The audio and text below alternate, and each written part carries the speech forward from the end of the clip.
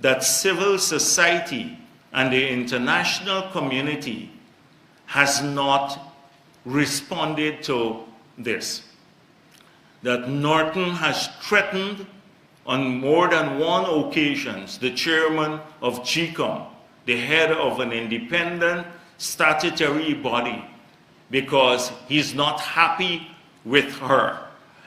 He's threatened that if she's not removed, she'd have to face some consequences. And not a single member of civil society, the conscience of the country, nor anyone from the international community has called him out on this threat. We're going to be writing. I'm going to ask Gail Teixeira to write to every international organization exposing this threat by the leader of the opposition against the chair of GCOM. He's hoping to intimidate her into either acting in a pro-PNC manner or to get rid of her because she's impartial. So, on these election-related matters, I've seen the threats mirrored by many of the APNU supporters and leaders.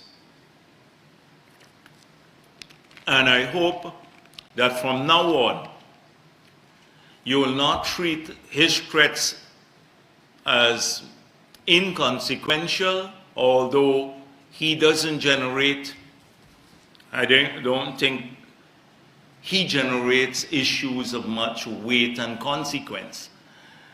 But we must see an open condemnation across the country on this. Now they talk about the Representation of the People's Act. So as soon as Parliament comes out of recess, and hopefully before local government elections, and we are ready, he said, the PPP doesn't want local government elections. We're already gone on an election footing. We'd be ready whether elections are held this year or next year. We don't control when that happens, GCOM does, but we'd be ready at any time. He is in a dilemma because he said he's not going to elections unless there is a new voters list.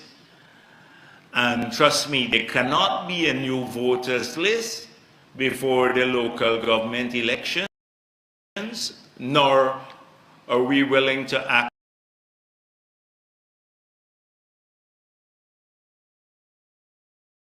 in an unconstitutional manner. So I suspect he would backtrack, put his tail between his legs, and he would have to go to local government elections. So let me tell you what are the things that are part of the Representation of People, the People's Act, that will be passed before local government elections, the new features that we are pursuing. So one is to reduce the discretionary powers of the CEO. We've seen a lot of that. The CEO, I remember Lowenfield, when we asked for the manual, when we asked for anything in writing, he would have it in his head. But that gave him a lot of discretionary powers to change things at a moment's notice and convenient to the master plan for rigging the elections. Well, no, after the law is amended in October, no CEO will have that power. All the manuals and training materials for GCOM staff would have to be made public 3 months before the election. So a manual would have to be published. Every member of civil society, the international community, the entire media will see the entire manual for the conduct of elections. They will see the role of each of the staff of GCOM and all the procedures that would have to be followed, so that there is no no room for doubt as to what and how the elections will be conducted. Thirdly, the polling places would have to be identified long before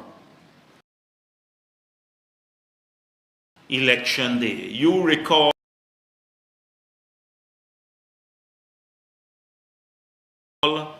that on the night of before the elections, in the last elections, they were busy identifying polling places. And that gave a lot of authority. We had to practically beg Mingo. You recall in the question of fowls and paradise, they were shifting all of the polling places out of fowls to move people into paradise, a long distance away from where they live. And that big fight that we had, even up to late that night in the last elections. So this will not happen in future elections once this law is passed. They would have to identify polling places long before that. The posting of the statements of poll on GCOM's website. These would all have to be posted. Procedures for tabulations would have to be made public, and the entire tabulation process must be a public one. Clearly identifying materials that have to be retained by polling agents and those that have to be put in the box. You recall what has happened. Mingo changed the instructions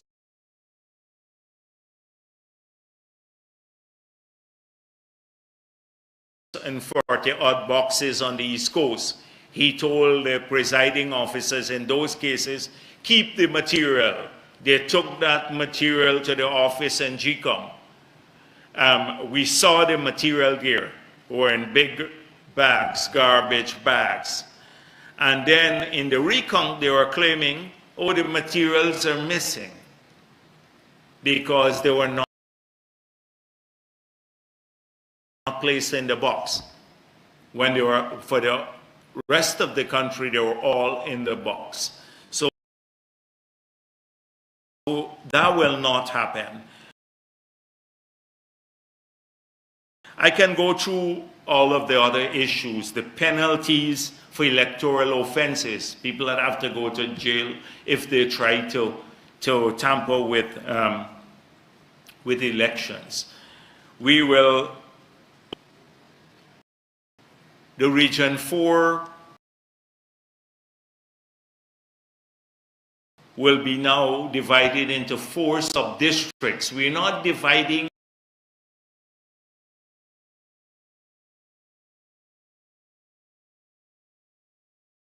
Region 4. It is just for administrative purposes, and in fact that's already done when the tabulation is done. So you can better manage East Coast, East Bank, North Georgetown, and South Georgetown. When you recall the tabulation in the last election, that's how it was done. It would be formalized now so that you can have more people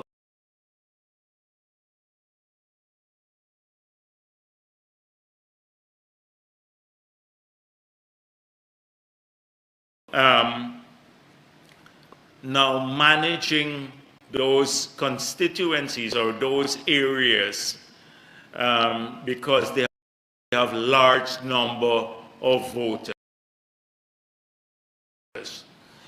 So these are all matters that will be addressed that would strengthen the conduct of elections in the future.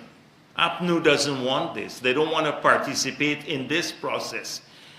Note every issue they want to participate in or want addressed are issues that they can then use to cast doubts on future election results.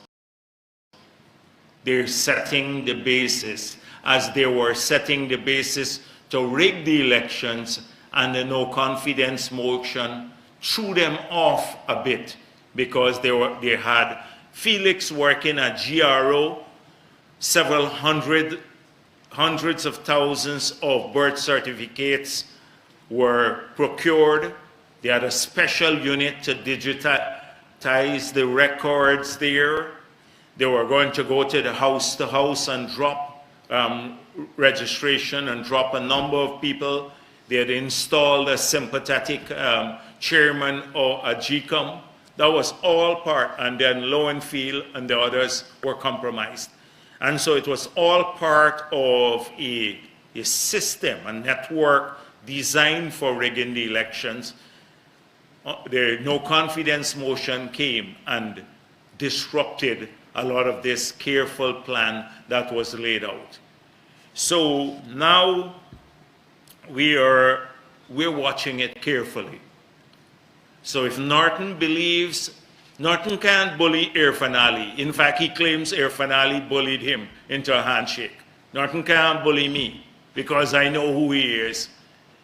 He used to, Norton, let me don't make much about that, yes. He can't bully me. He's trying to bully the chairman of GCOM. He's trying all he could do, is fit for. And so that's one issue. The second issue that dominated the so-called rally from which they mobilized and brought people was this whole issue about discrimination against Afro-Guyanese. So I saw an ad out where the Coffee 250 committee is inviting people to join a discussion. And the discussion is resisting the emerging apartheid state in Guyana. So we've already seen a response from Mr. Floyd Haynes saying he disagrees with this characterization and that they never put his name there and publish his picture as one of the participants, because his experience is a very different one. So I see here Mr. Vincent Alexander and the chairman, Dr. Norman Nigger, a bit more about these two persons, and then you will conclude for yourself what's happening in this country and how this group of individuals has not only failed Afro-Guyanese, but they are living the good life on the back, claiming that they believe in a cause that is all pursuant or based on their own personal pecuniary interests. So you recall that an organization, a private limited liability, on the International Decade for People of African Descent Assembly. This is a private limited liability company. The beneficial owners of this company are many people here.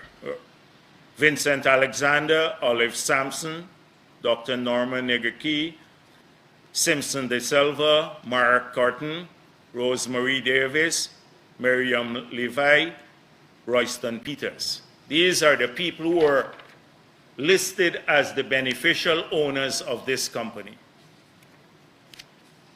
So this company has received from the government of Guyana a private Limited Liability Company,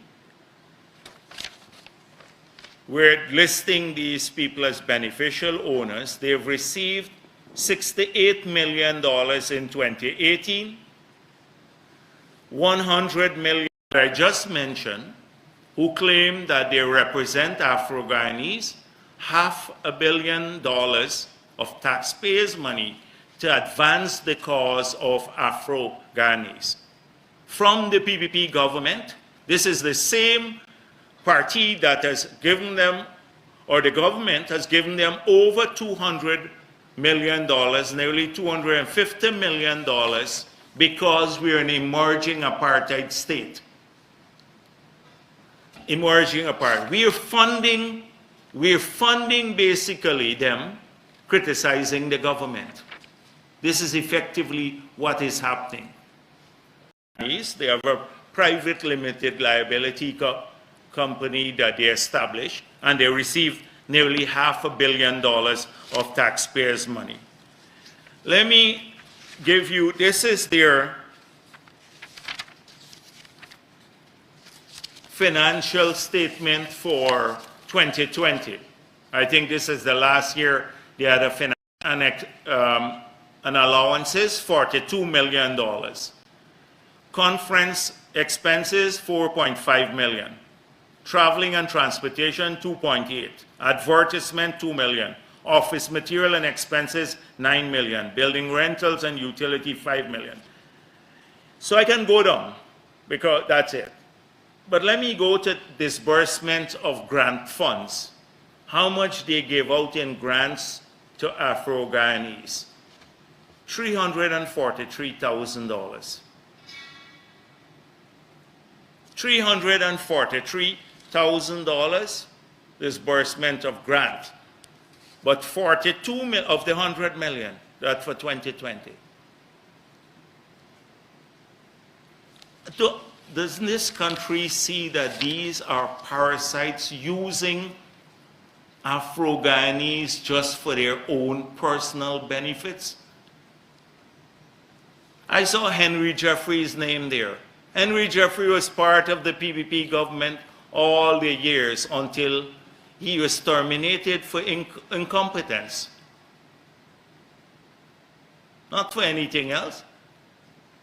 They're just utilizing, as I've said before, they lived the cause. The cause is just to shout as much as possible about discrimination so that they can draw the benefits in. Look at the WPA, Clive Thomas and David Hines are there. You find out in the 5 years they were in government under APNU, what did David Hines do for the people in Buxton? He's back in Buxton now. In 5 years, tell me a single thing that what he did to bring greater benefits to people there. Not a single thing.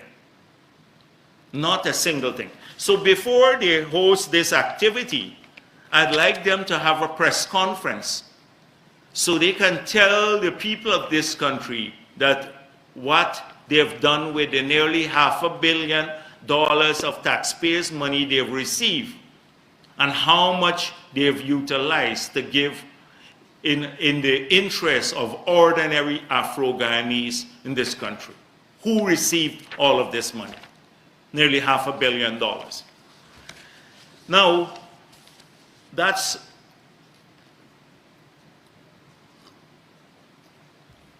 let's look at some of the facts now.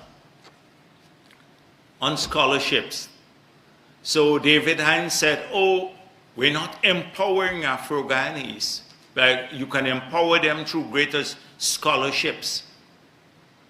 So in the first year of the PPP government, in the first year, the gold program, more Afro-Guyanese got scholarships in 1 year than in the 5 years under APNU when they were in office. And this could be verified as Professor Opeder. More Afro-Guyanese got scholarships in the first year in office than in the 5 years on the APNU. That's a fact, if you're talking about empowering Afro-Guyanese. More Afro-Guyanese got land in the first 2 years of the PPP government than in the 5 years on the APNU, significantly more. If you're talking about facts on empowerment. Thirdly, the money that they remove from the children of this country. Our children are children of every race in this country that received the $30,000 cash grant. So if you look at the proportionately, the share of the population in terms of ethnic composition, Afro-Guyanese kids would have received $3.7 billion this year, that they were receiving zero on the APNU.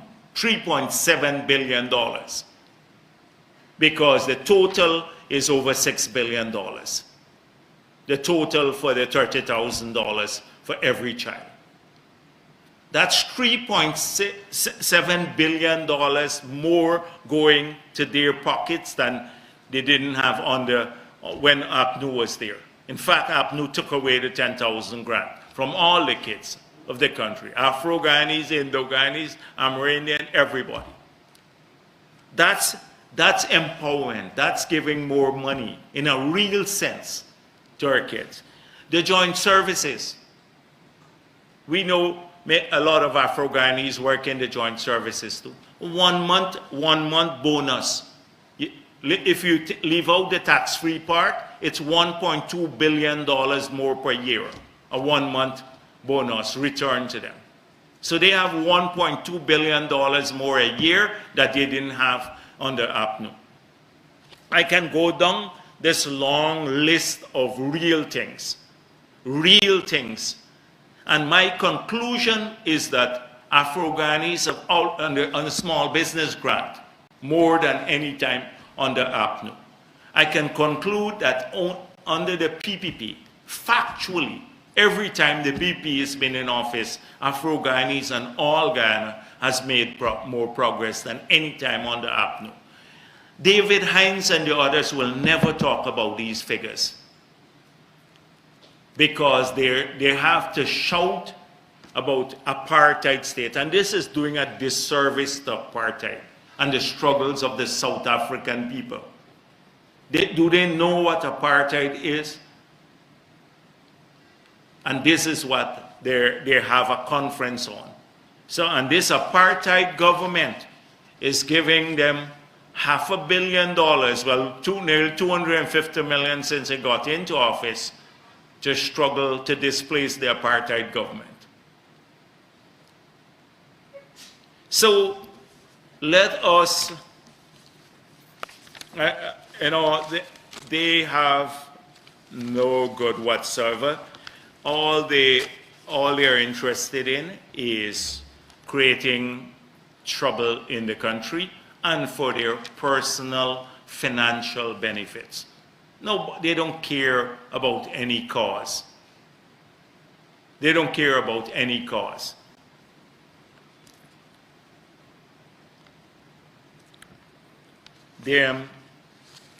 I see a lot of issues on the oil and gas sector.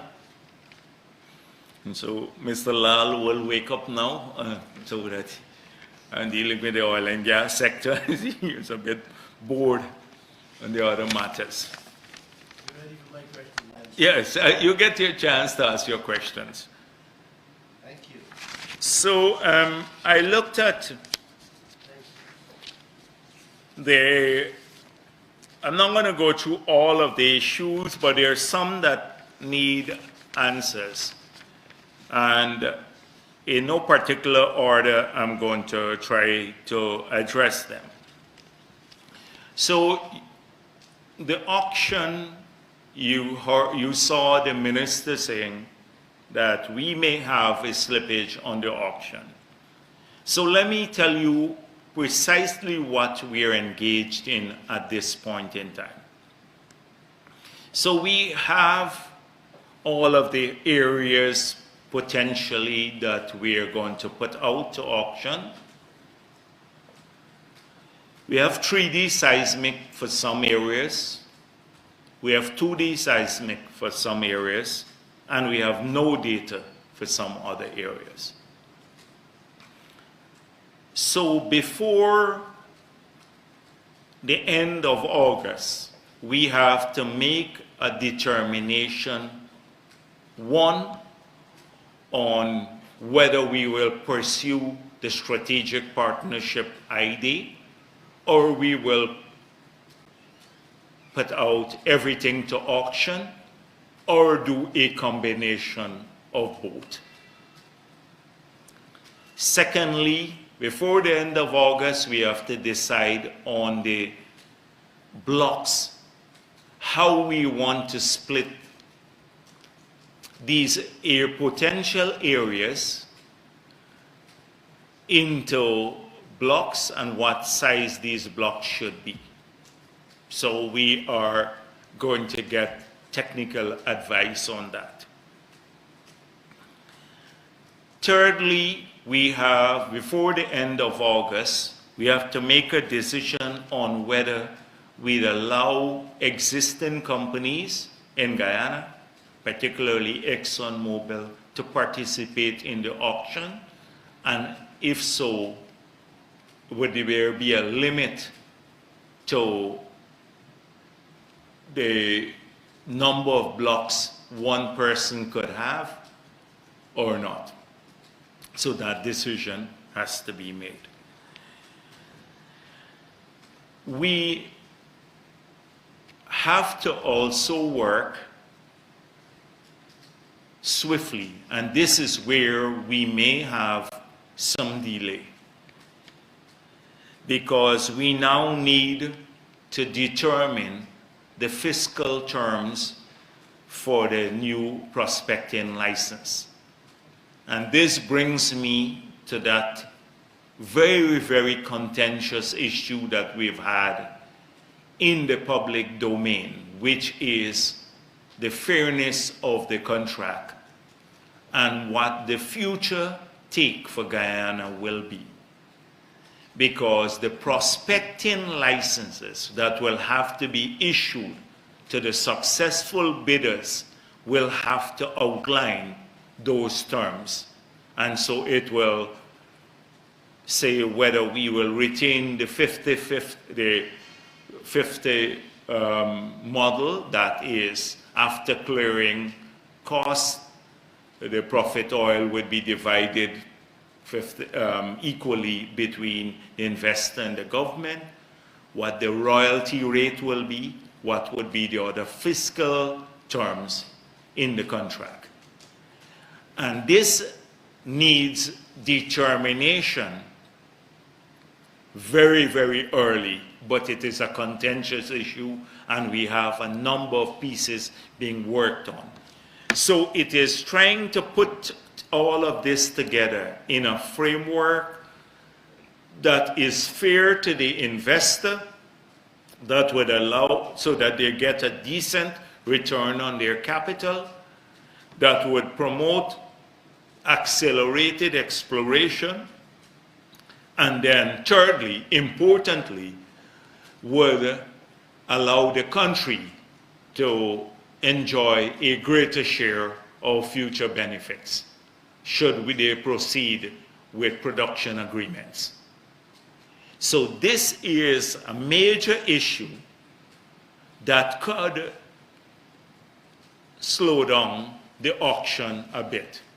And that is the biggest issue, not the first ones that I've spoken about, but the fiscal terms of the petroleum prospecting license that would have to be issued to a successful bidder. That is the one that may be a bit more contentious and that we're working through at this stage.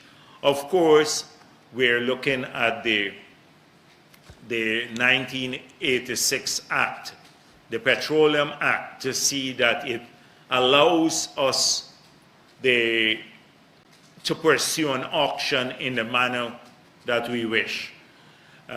Because in the past, all of the contracts were given out on a first-come, first-served basis, like what has happened at GGMC with the gold mining prospecting license, where first come, first serve, they get the contract. Now we've decided to go to an auction.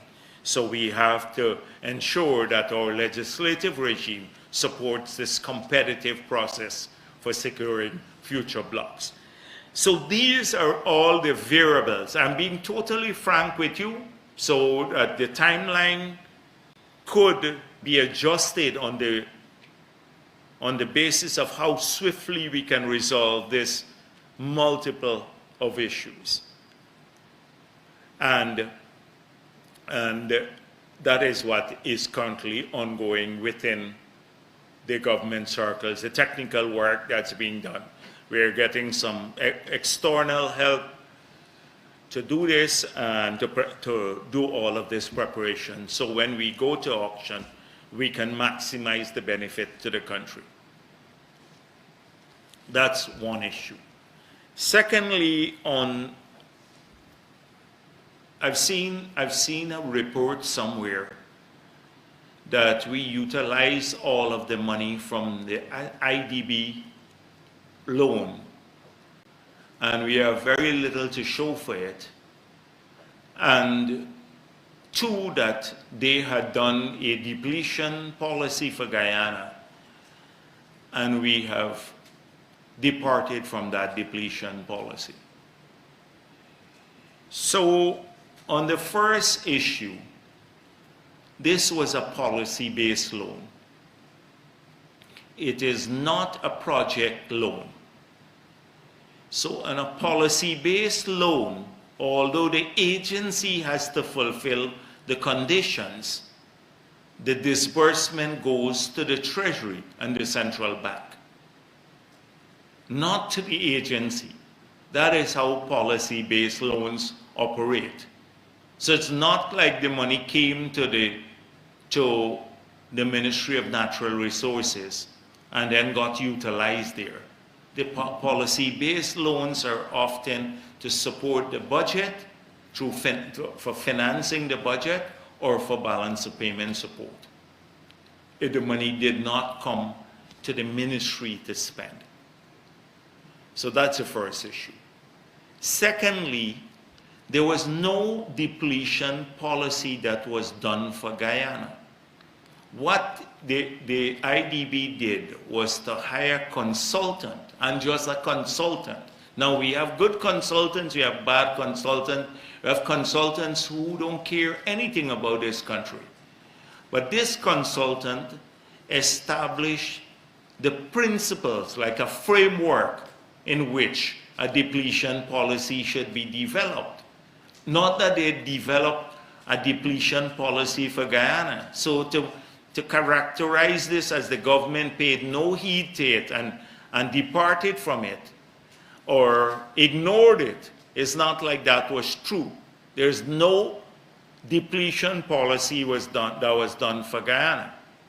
And any depletion policy that's being done today has to include one key variable. The key variable is net zero. If net zero is not included in any depletion policy, it will not be fit for purpose. It will not be fit for purpose. And so I saw that those issues, because for several days people were talking about this in the newspapers, and it's basically, it's not true, some of the things, the way it was put over.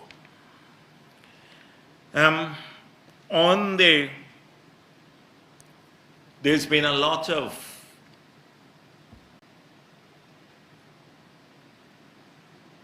to and froing on the issue of insurance between a number of people, Vincent Adams, the EPA, and others have weighed in on this matter. I'm not going to say what I feel personally about some of these people.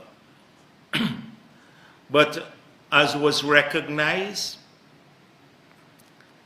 that in all of the permits, the oil and the legislation, the EPA legislation, that the permit holders are liable for the full extent of any environmental damage caused to our country and the cleaning up of any oil spill that may occur. The Act states this, and the permits now state this. So the argument is that how do they give a particular instrument, and what instrument should be held by the EPA to ensure that there is some teeth to this commitment that is required by law or by the permit. The first, so insurance. So Exxon has provided insurance policy which says they're liable up to, or they have insurance coverage up to 600 million per event. And then the second aspect is a parent guarantee to cover the full liability. Okay? So the EPA has been in discussion about a $2 billion because they believe that the events may not exceed that. Not that they believe that. They've asked the companies to provide a study as to what they believe this liability can be, maximum liability can be. Not that we would accept that, because we believe that there has to be a full coverage, that they have to take responsibility for total cleanup and restoration. So the difference between the two sides is not that Exxon has to take full coverage and that's provided by our law and each permit. It is what instrument we now get to give us the comfort level. And we have a partial instrument, which is the insurance, and now we have to get a parent guarantee. And that is where, from the government's perspective, forget the EPA, the parent company has to ensure that we have such a guarantee that will cover all potential damage. That is our position from the government's perspective. So, as everybody recognizes, that every time there's more insurance, you have to take more insurance, the premiums come off of cost oil too. So we have to pay for it.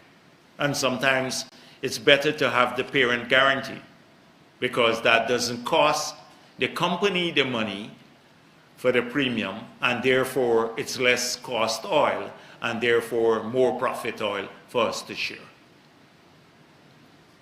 So we now have to, it's not like, when I look back, I step back and I looked at this debate, it seems as though that's the only issue, because it's not like in all the noise and all the moving parts, it's that there is an agreement on all sides that They have to take full responsibility. Our law says that. And I think they have themselves publicly said that.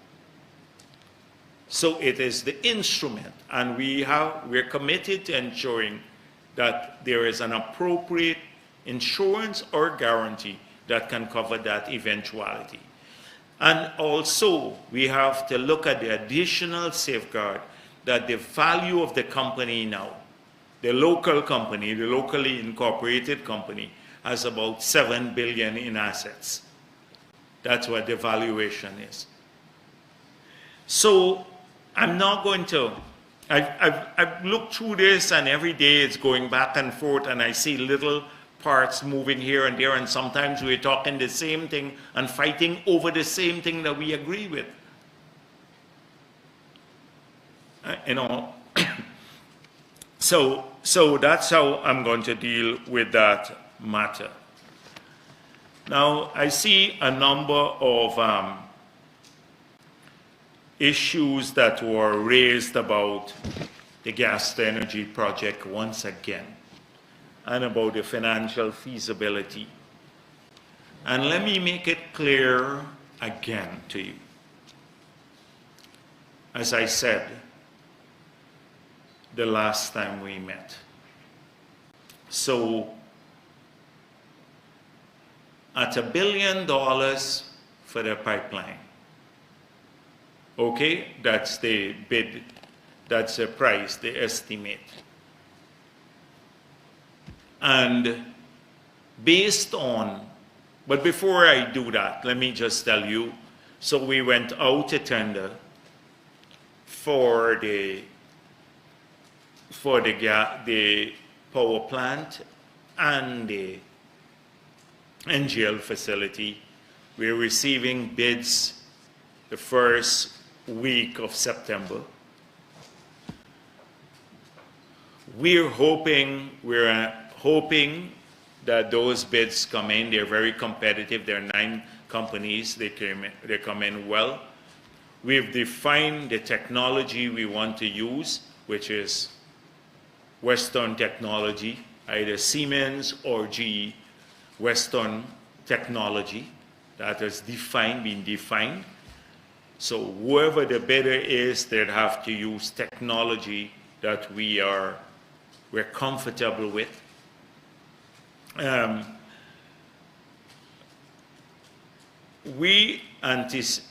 We're hoping those bids come in between the range, or in the range that we had when people were submitting proposals for pre-qualification, which came in between $550 million to about $700 million.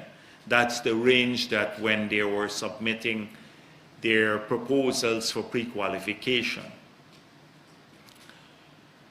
So if we use those numbers for the NGL and the power plant, the NGL facility and the power plant, and we use, say, $1 billion for the pipeline, the actual could be much lower, probably would have been much, much lower had we not had this supply shock.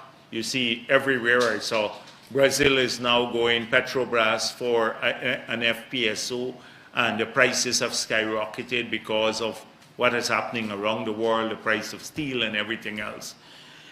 So if we use those as the numbers, say the outer range, $700 million for the NGL and the power plant, and $1 billion for the pipeline. So that's $1.7 billion for the whole project. We believe it can come in lower. But let's use that. Since we don't have the actual numbers now, the actual numbers will come in later. So we're very conservative. We're using outside numbers. Now, what will be the cost of generating power? How much will it cost Guyana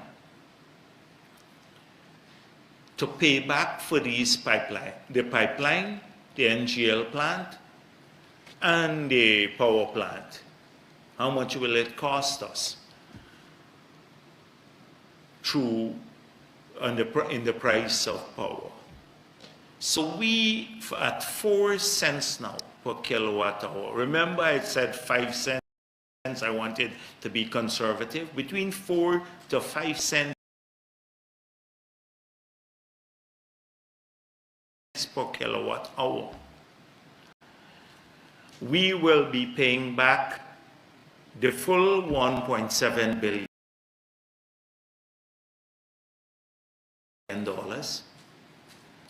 We will be paying for the operating costs for both the power plant and the NGL facility. So that means we will be paying because the gas is free. So the gas is free, we pay back for the capital cost, the $1.7 billion. We pay to operate the facilities, and it will still cost us 4 cents per kilowatt hour. Now it's costing us nearly 20 cents per kilowatt hour with the high price of oil. And we're selling at 30 cents per kilowatt hour.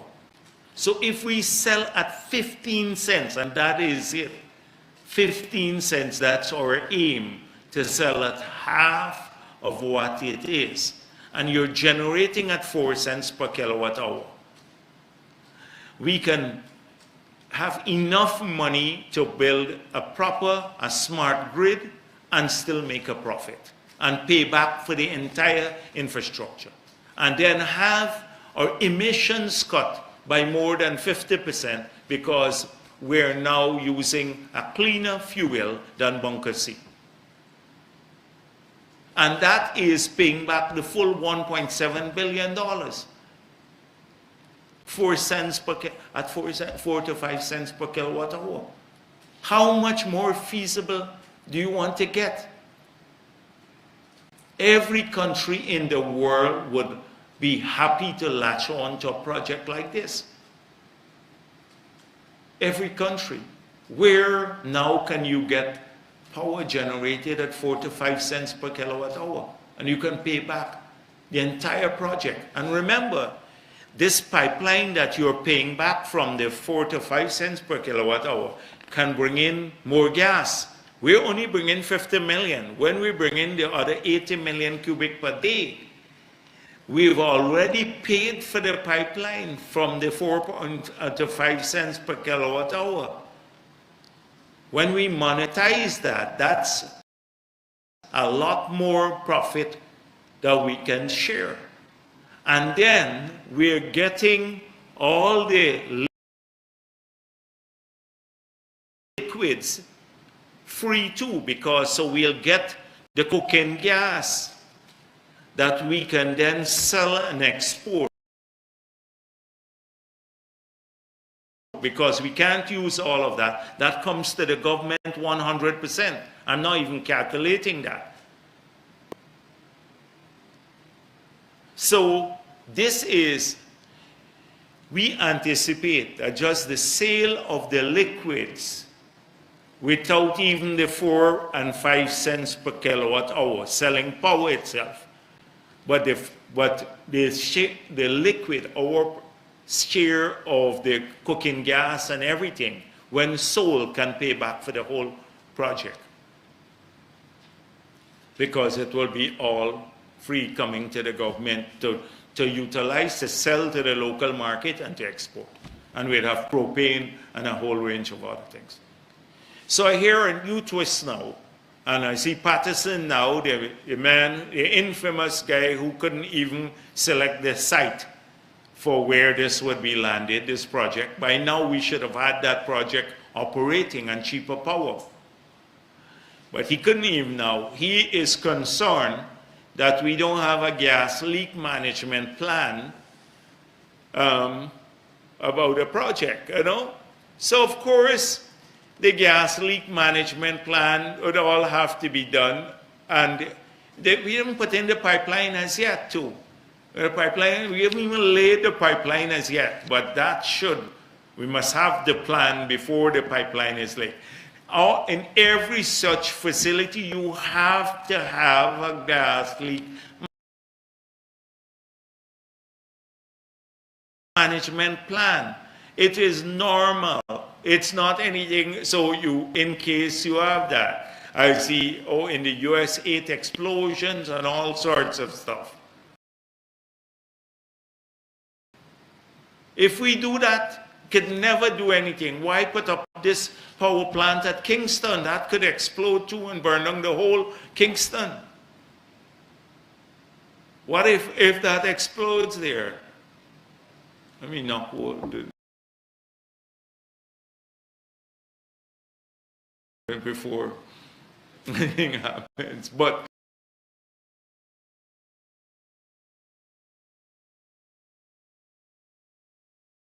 what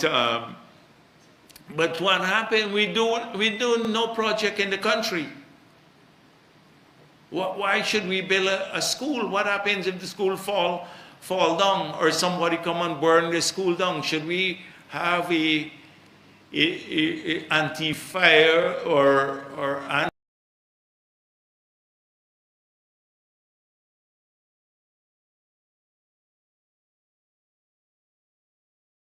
anti-arson plan in the country? Maybe we should. That is the big reason.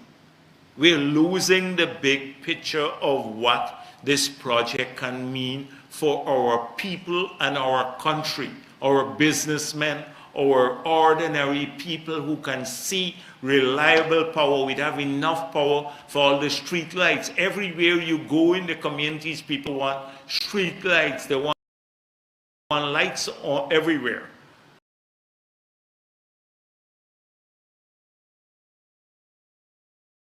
In the communities, they want reliable power. They want power extended. They want a cheaper power. This project can solve all of those concerns for our people. It's transformative. We're missing all of this,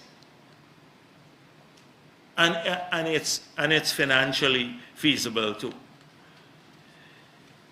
So I've seen a lot of report on refineries. We have about 8 or 9 proposals on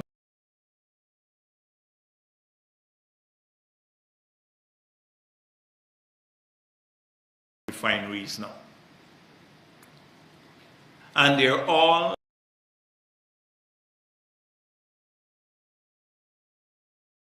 some of them are making outlandish claims. I'm not going to say much about that, but the government is looking at all of these applications. In fact, you can't go with all of them. And I see people saying we're building a refinery here and there and stuff like that. So we are, everyone, in any case, it presupposes that one, we'd have to sell them the crude. 2,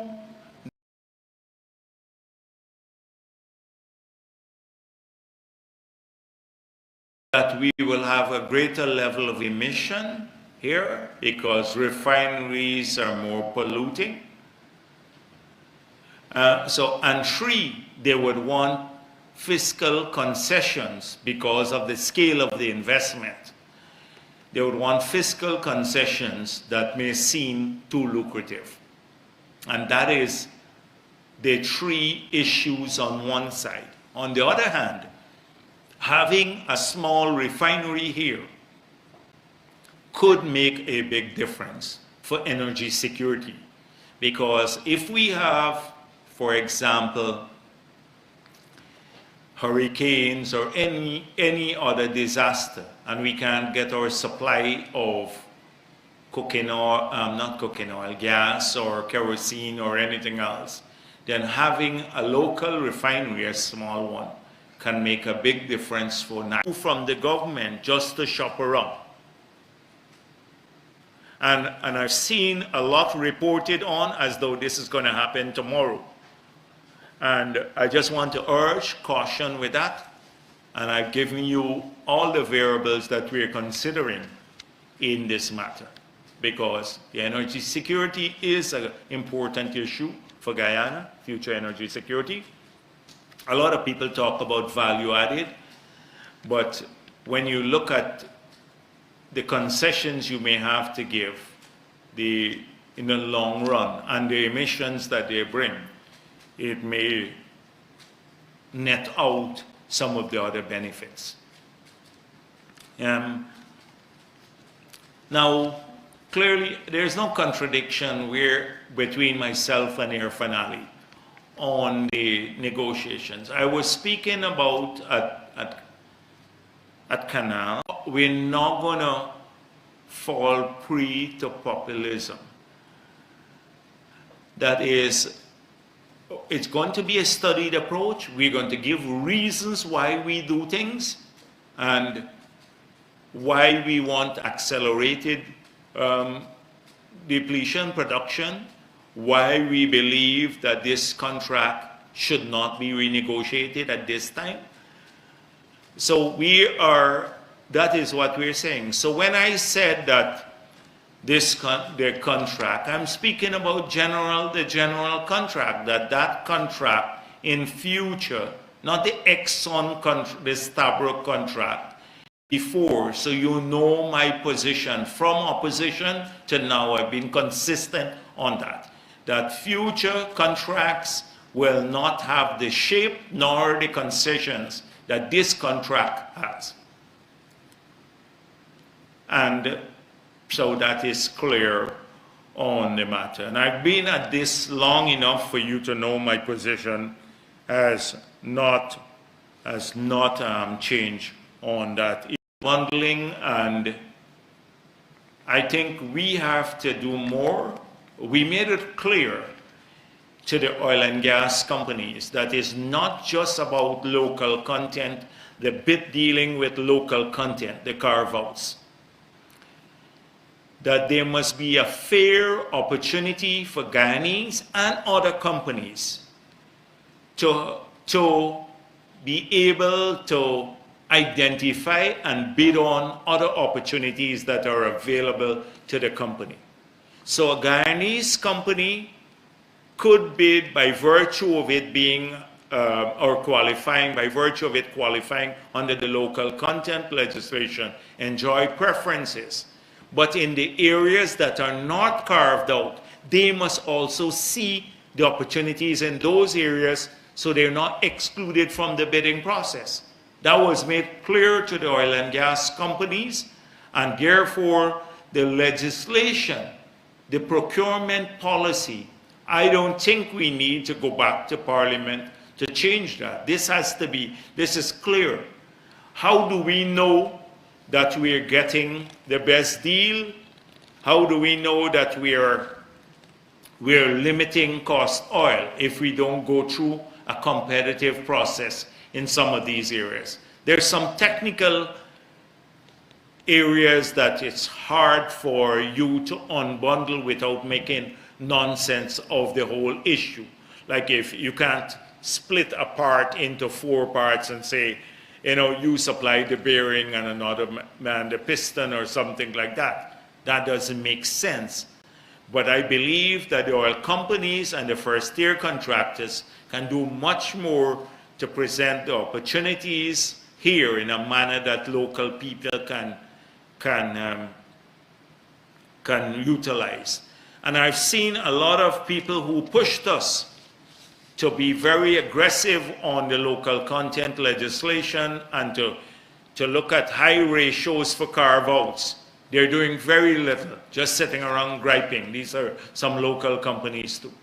Sitting around griping all day long instead of setting themselves up to make use of these opportunities.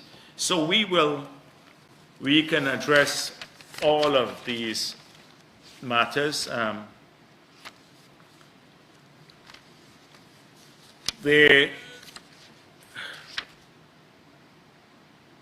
I see another issue that's been in the media a while. This issue of Chinese landing, and let me make it clear about our position on this matter. Now, we sat, the president and I, we sat with the Tushao and the councillors at the last NTC meeting. And it was explained to them that throughout this process, GGMC and the government was on their side. The other party secured a ruling from the CCJ. Now, the reason is that this, the permit to mine, the license there, was issued before the Amerindian Act. And so it presented some complications. And so the CCJ ruled that the GGMC cannot enforce the Amerindian Act.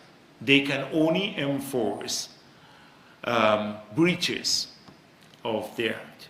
So we've heard about a lot of breaches. And we heard from the Tushao and the others that there seems to be a very cozy relationship between many of the officers of the GGMC and the individual. We heard about the bullying of the communities, the threatening of the councillors and the Tushaos. And even on the airstrip, people being prevented to access from the village, being prevented to access the airstrip. And so the president has made it clear that to the civil aviation, that flights can only go into these areas unless only if they have the approval of the council, as part of the reclaiming of the rights of this Amerindian community, and that we will not countenance any bullying of the people in this community. The president ordered also at that meeting that there be a surprise visit, because we hear every time that the people go there, there are lots of illegal miners there too, and every time there is a planned raid, the people know long before and they hide the equipment. And so the president ordered a surprise raid on this area. To my surprise, I saw that apparently a visit was made and the very people were showing the staff of the GGMC around. So I was privy to that meeting. I met with the Tushao and the councillors at the convention center. We sat there. The president then joined the meeting, and we had a discussion with them. So we are not going to tolerate any violation of people's rights.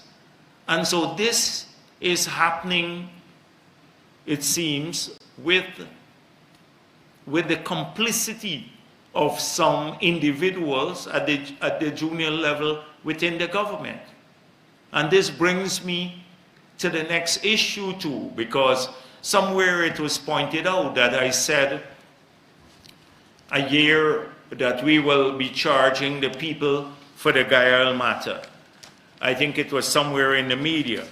And so I asked, because I've not been following these issues, I expected from what I saw at the beginning when we assumed office that nearly $1 billion was stolen from fuel, stealing fuel from Guyana. So we expect, we're not like APNU calling the police every day, go after this person, don't go after that person. So I asked for a report, and it seems as though 3 persons were charged. Some are Terry Milling, a Delon Wilson, and a Gangadeo Sridat. So for something of simple larceny of fuel value, $745 million. Now, Mr. Ram was doing an audit. But what struck me is that the masterminds were not charged. These are small people. Because you recall the correspondence from Winston Jordan. I don't want to mention it here because it has some foul language in it. You recall about how and to whom fuel should be given. And that angle, the mastermind angle, was never investigated, because I'm sure these were the people who were just executing it. They were doing it for others. So now I'm going to ask the police publicly to look into this too. Because it seems as though because we don't do like what happened with the last Soku, call them and say, you go after this person.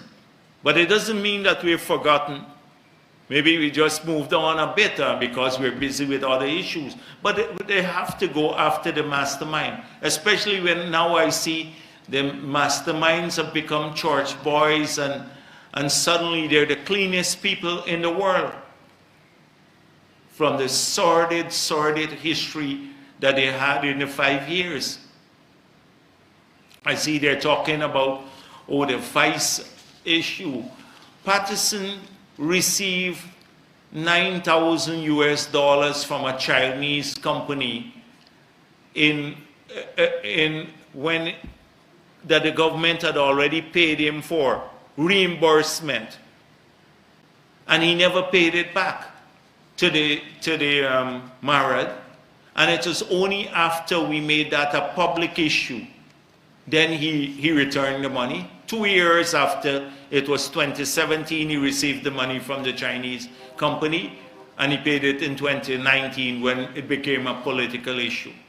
That was a real case. They want allegations investigated on the Sioux matter. Well, we made it clear. I don't want to delve into it too much because I filed a lawsuit against the individual. But this is the same sort of thing that happens. So we now need to deal with some of these issues. Anyhow, maybe I should just end here. Thank you. It's been a while. All right.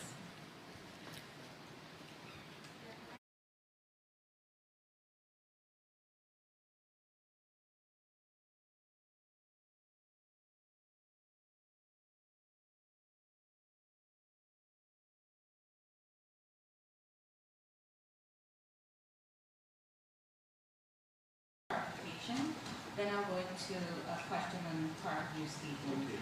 You are saying me to clarify, or you're clarifying your position? No, I am making a clarification about the story you spoke about. Okay, all right. Okay. So the story that you noted on the depletion policy. Okay. You said that the story in question spoke about the IDB providing a depletion policy. I just wanted to clarify that the story in question did not say that. Mm-hmm. It said that the IDB provided a depletion policy guidelines, okay, which we ignored. You spoke of. Which we ignored. Yes. Okay, well that's not true too, right? So we didn't ignore the guidelines. We just added. No, we didn't ignore the guidelines. Okay, so according to the IDB completion report on the 11.6 million that was spent on that aspect, the IDB advised Guyana that the depletion policy, whatever is it that we decide to use, however, it should provide for paced development so that gives us time to develop our capabilities and to put systems, mechanisms in place to properly monitor costs, to So that's develop why our laws, that is etc. precisely what we look, and they pointed out that the pace is dependent on a number of variables.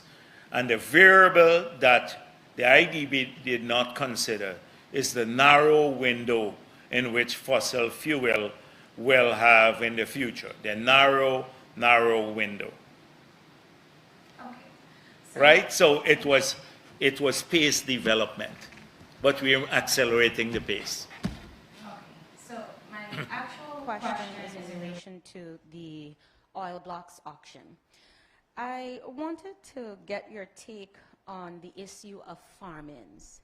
What is the government's plan to, one, address involvement of Guyanese? Is there going to be a set criteria if there are certain locals who would like to be involved in the oil blocks auction? What would you be looking for? And secondly, how are you going to address if companies do access the blocks, then they decide to flip it in terms of giving it to ExxonMobil? How do you avoid that sort of backdoor entry into the oil blocks? Okay, so okay, I'll on the stop there. first issue, this brings us to a very important point, because for a long while, people have been critical of this policy of the first come, first serve. And Kaichor News has been in the forefront to say that a number of people, Guyanese particularly, they wonder how they got the blocks because they didn't have the requisite expertise. So how do we give people who don't have any expertise or capital to develop these blocks because we want Guyanese to grow? Or do we leave it, make the criteria so exclusive that we only companies that have requisite expertise, capital, and maybe deep sea experience, which limits the group even further, because very few companies have deep water exploration and capability for extraction in deep water. So though that's a key variable, you're raising a very important issue, because if you include the Guyanese, we may be saying, people would say, oh, we're giving people an opportunity to enrich themselves here because they don't have the requisite expertise, they would only flip the blocks. And then if you don't bring them in, you say, oh, the opportunities are excluding Guyanese. So it would be interesting to start a debate of that nature without taking a position on the matter. In the newspapers, I hope that you can start a debate on it. So let's see what the pros and cons are, and it will be helpful to see where Kaichor News stands on that matter itself. So that's one. Now, clearly, if the idea is not to have more concentration in the big players, then they must have either strengthen the approval process that people have to get before they can flip. So then if they were to flip to someone who is excluded from the auction, the approval process that they have to seek from the ministry would say, no, you can't do that. So that could be controlled at that level, or you could put it in the bid itself, the bid document, to say you can't do that, right? Well, So, and the other two issues that I wanted to clarify on this matter was, one, what would be the new timeline for Okay. the auction? Okay. And to understand from you, given what you noted earlier, where do you stand on the involvement of Guyanese in the upcoming auction? I understand that you want to debate, but where do you stand on it? If we could have a consortium, personally, if we could have a big consortium of Guyanese individuals, I personally, I don't know what the cabinet would be, I would say, let's give them a chance to prove what they're saying is how we can go about in this sector. That they can raise the money, they can give better fiscal terms to the country, and still make a lot of money. I would, that is, but not an individual, not individuals, because unless they participate in the auction, and with some maybe back in with expertise, but individuals it would be hard for us to do.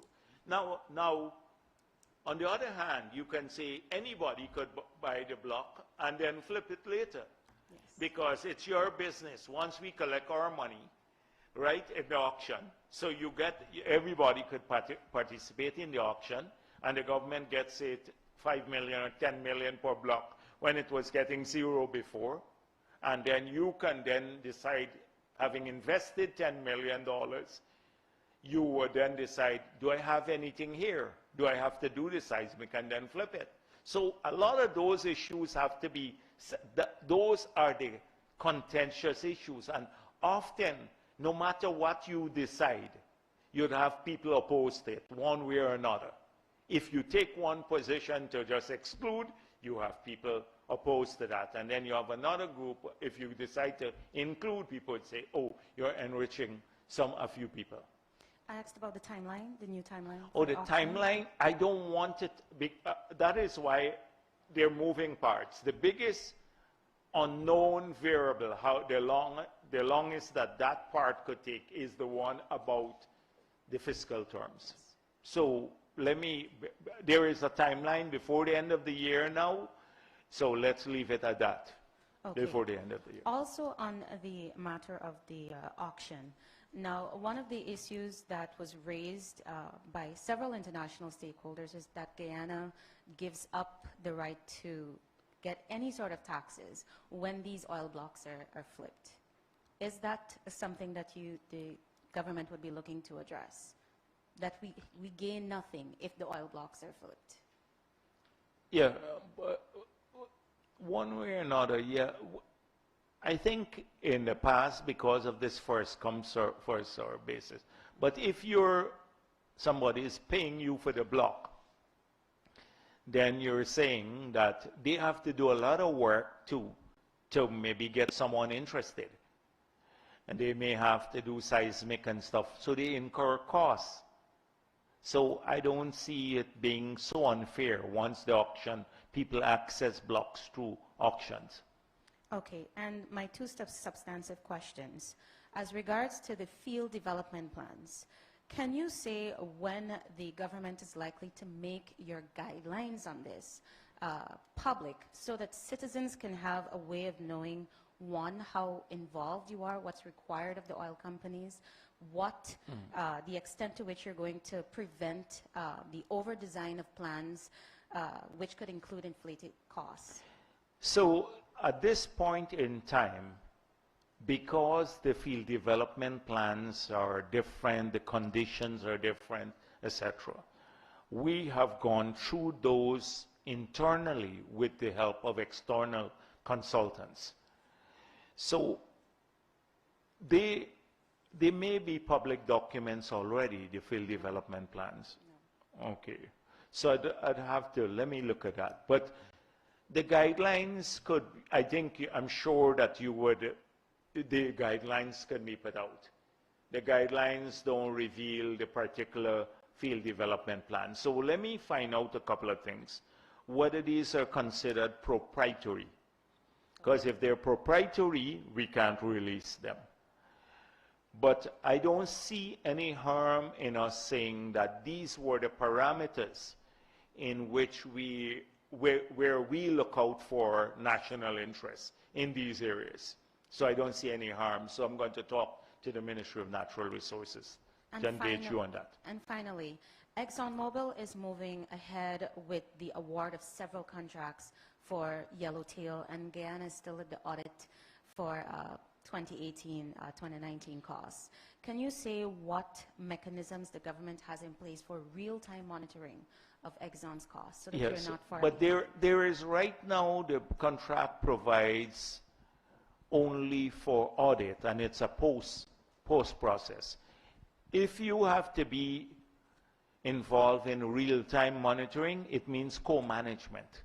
That's the only way that Guyana will be managing the oil company. That's the only way you can deal with it now in real time.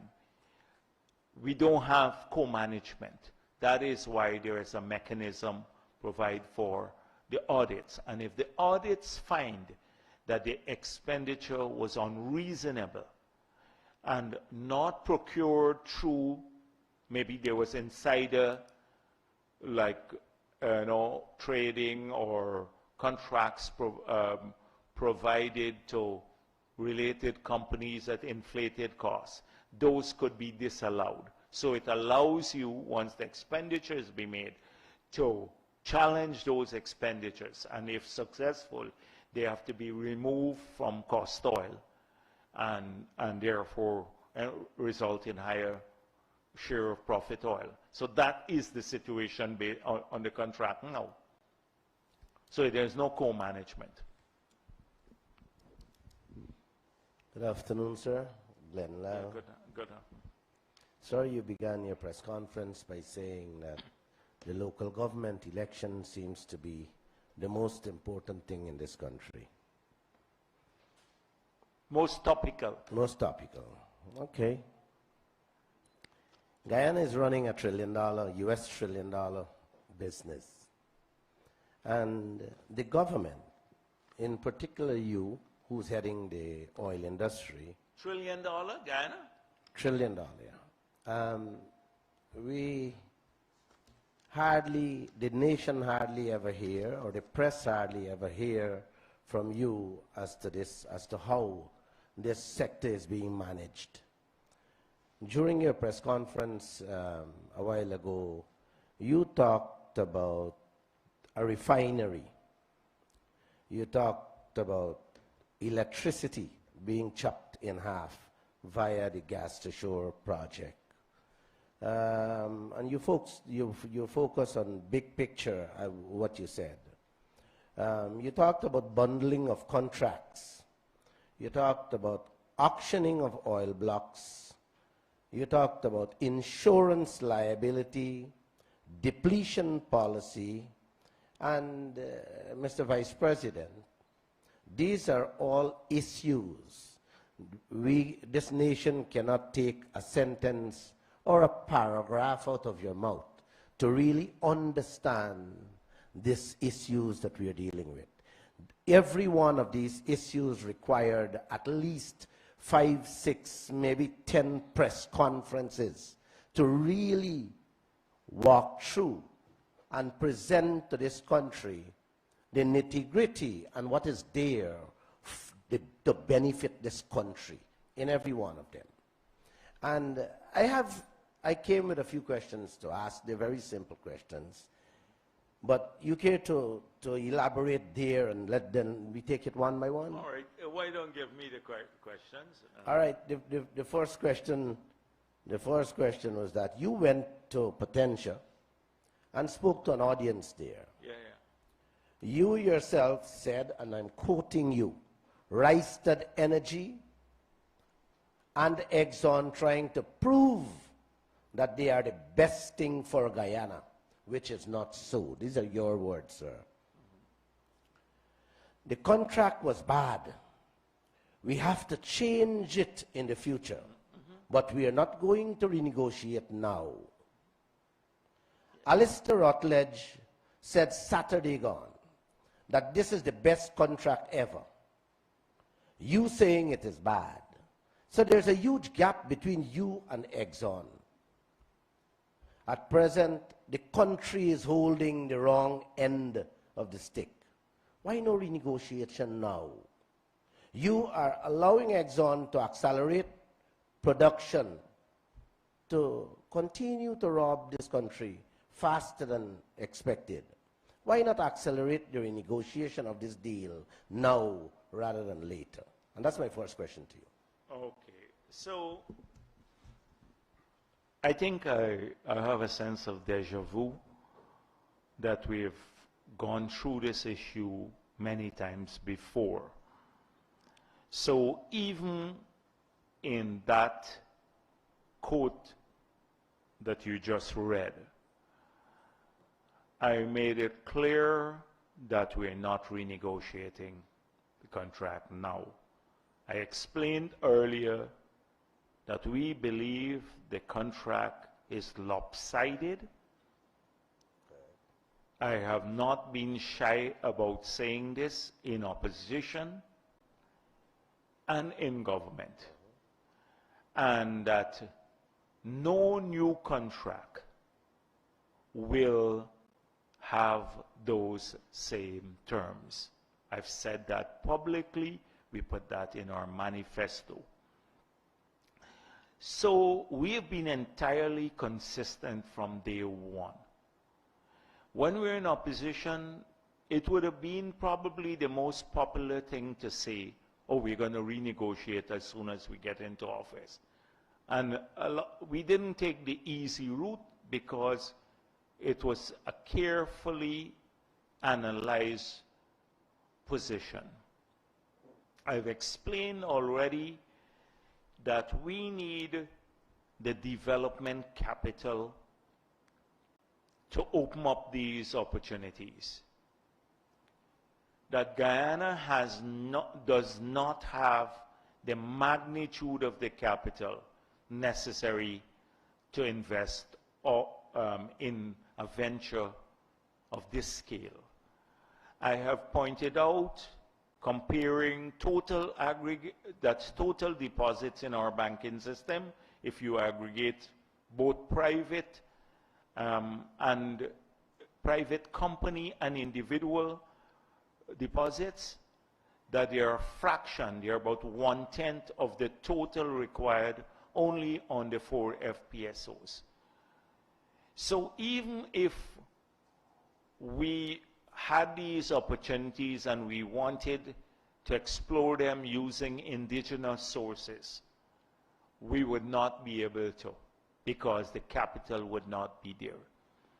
What is happening, and we predicted this, that now because of the quantitative easing and because of the loose fiscal policy in many parts of the world in the period where COVID-19 raged supreme, that this created a huge inflationary pressure, apart from the supply chain problems that we've had. So both on the demand side and then on the supply side.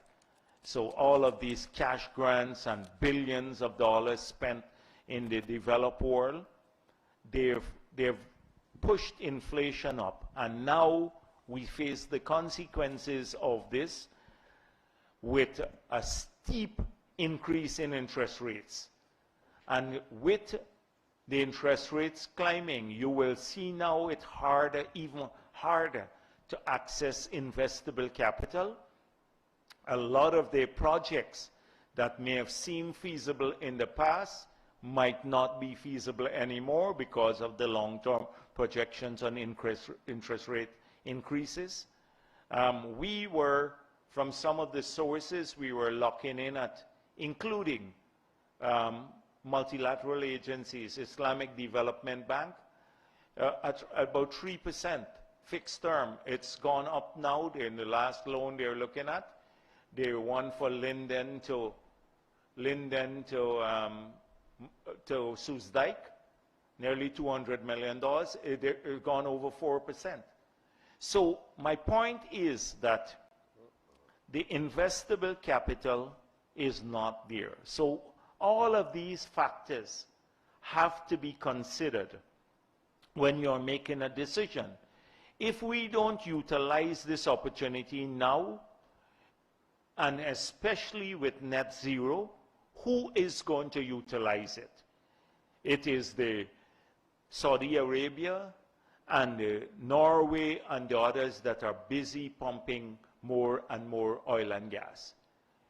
So I have never seen a single person who said to me, if we stop them doing this, all of the people who are talking, who will do it? And so we have to leave enough incentives to allow people to invest and get a decent return, and we have to have a greater share coming to government. I've explained before, if we engage in a renegotiation now, the momentum gets truncated. And we can't lose the momentum now, when the world can't even generate a momentum. Suriname and many of the other countries that have resources can't generate a momentum. If we kill momentum, we kill off the fledgling growth now in our private sector, industrializing, preparing for the future. We'd choke off the other spin-off benefits. So we need to keep the activities going, not 4 FPSOs. To keep momentum in this economy, we practically need 10 FPSOs. We need to prove our reserves. We need to extract this natural resource as quickly as possible and then convert it into monetary assets. From physical asset into monetary assets, save some for the future and invest some now, so as to generate a more sustainable non-oil economy. That's the strategy, and I've explained it, and I've explained why we can't renegotiate. So I've never seen a debate surrounding that. Can someone say to me, any of these people who are saying, don't accelerate production now, what will happen by 2035? What if there is a breakthrough technology?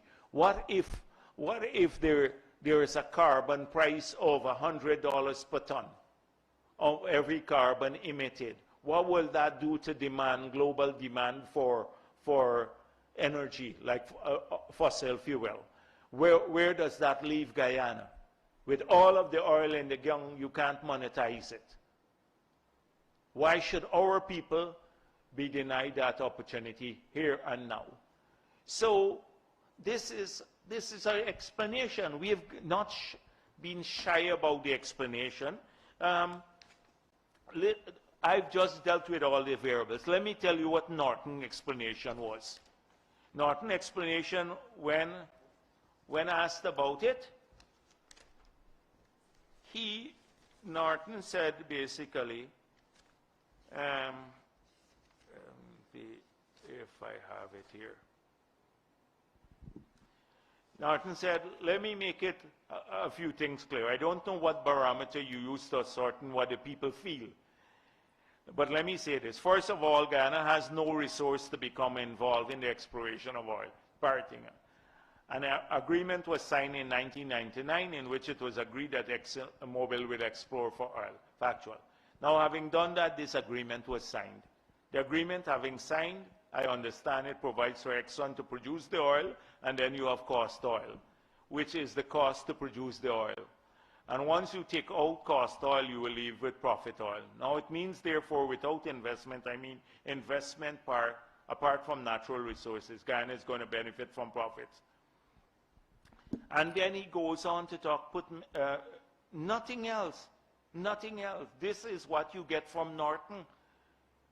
And a wishy-washy kind of approach, stating the obvious. I told you our reasoning why every one of these issues, you may not agree with them, but I have given you all the variables we consider, from the policy of from unbundling, from local content legislation, to depletion policy, to auctioning, to the refinery. What are the things we consider before coming up with an agreement?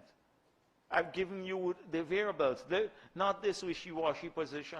You don't know what he's actually saying, whether he supports or he disagrees. And Ramjatan, on the other hand, very conveniently said, oh, the PPP promised to renegotiate and is now in its manifesto and is not doing so now. Convenient. It's not true, if he only listened to the press conferences. Mr. Vice President, can we continue, please? So that is the first position. We've dealt with it. And then the point about long press conference to deal 5 hours to deal with every issue.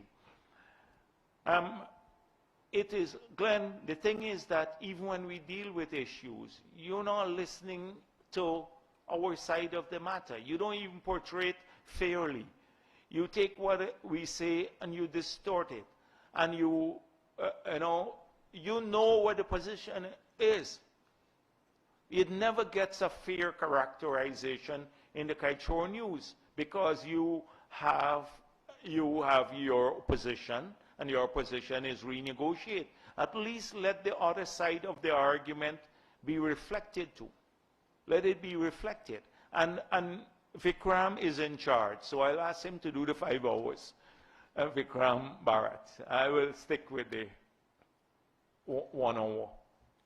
Thank you, sir. I asked just now about the renegotiation of the Yes. contract. And that's what I told you And why. then you went on to tell me about the opposition, and you Yes. went on to tell me about Guyana doesn't have money. I didn't ask that. I asked the renegotiation of the contract. But can we But they're just move all on, please? related, Glenn. That is it. Maybe I'll come on your program. Well, then Listen you what say- I do. We talk about this. Let me come on your program once again. This week. And we'll talk this week or next week. And we'll talk at length. But you have to promise that you are going to listen I to the will other listen. side. If we ain't got money, we will give you. Imagine you were Exxon. You had a block. Well, anyhow, let's leave that for the program. Let's can leave we that move for on? the program. Thank you. So I'm seeing you next week. All right, I'll come on the program. Thank you, because you I'll come promised- on the program last next press week. conference you promised that. All right, okay.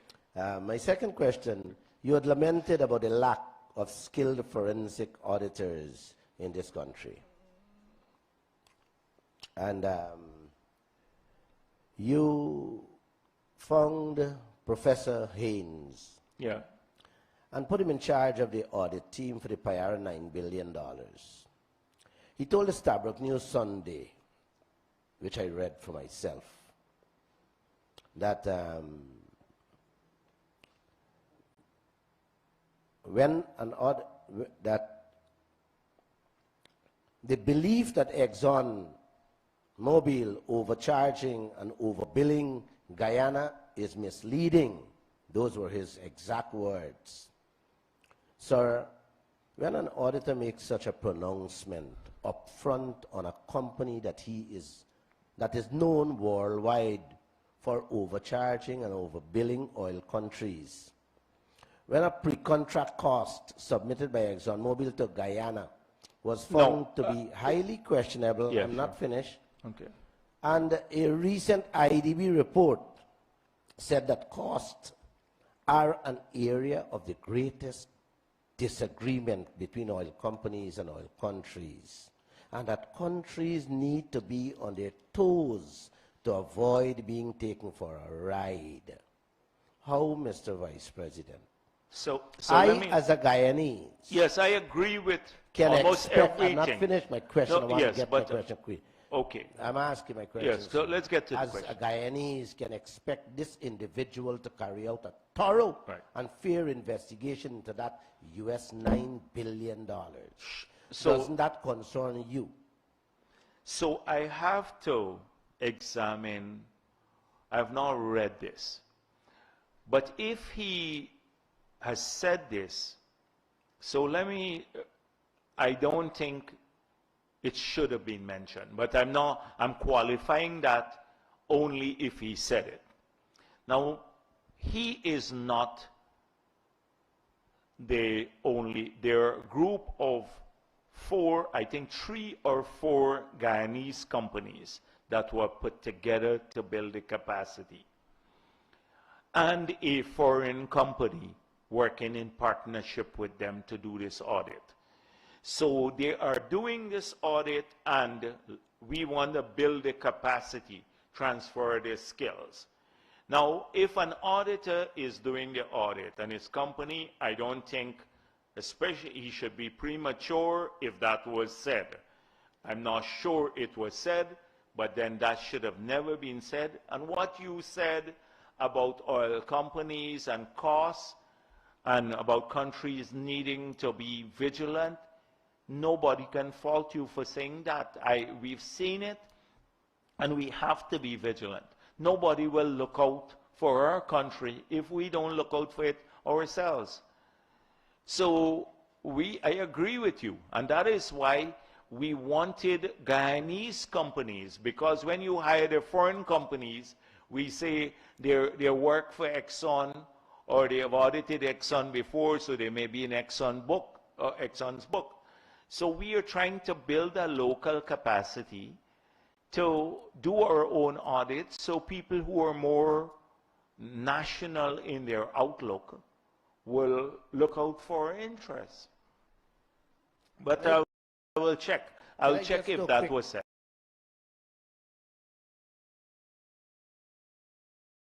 Can I just do a quick follow-up on what you said there?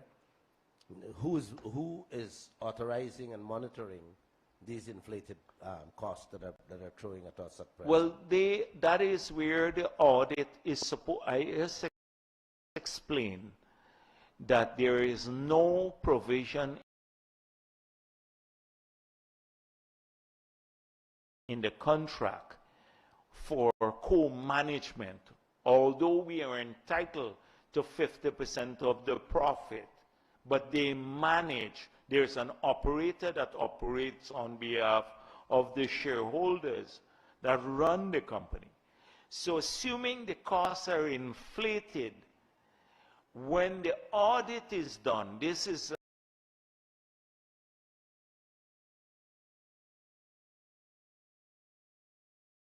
a post-expenditure control. Then when the audit is done and they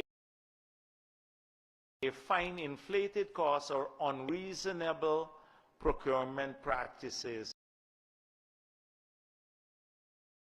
that have led to inflated costs, they can then flag those and have those adjusted. And then Exxon has to explain. And that is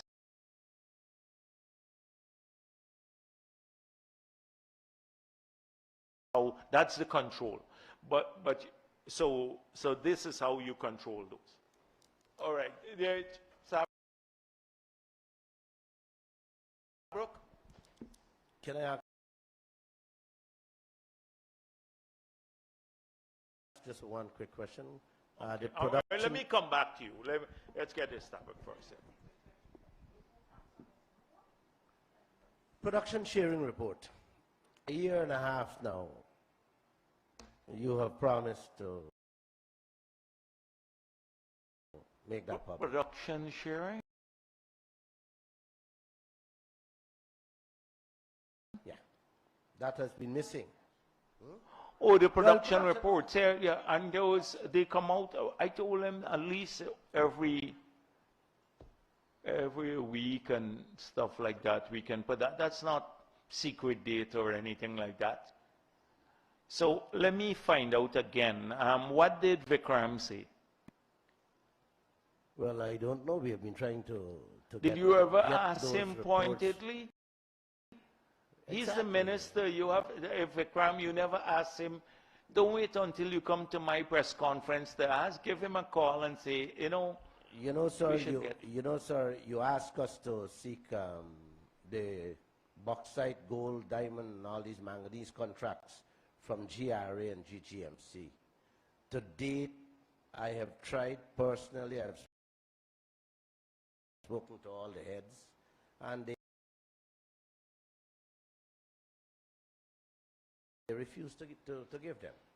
No, So could we yes. have you but today? I saw Stacia's reply. So he did reply to you because he's administering some of these contracts, right, on the fiscal terms of the contract.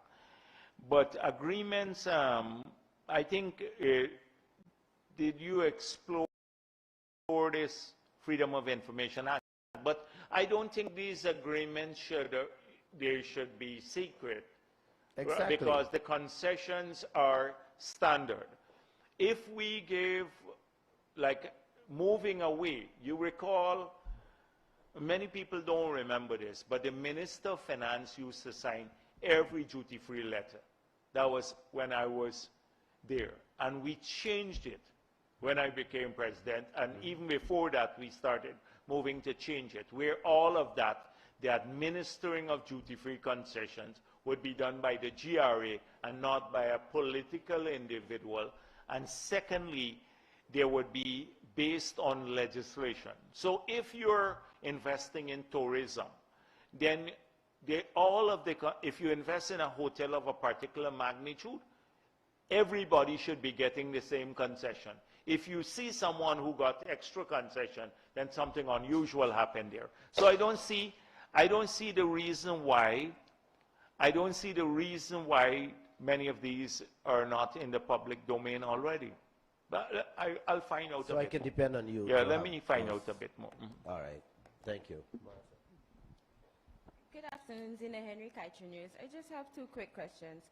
Oh, it's Kaiser too? Yeah, You're we're trying to wrap up. Okay, all right. You spoke about co-management to have, and that is what would be required to have costs in sight.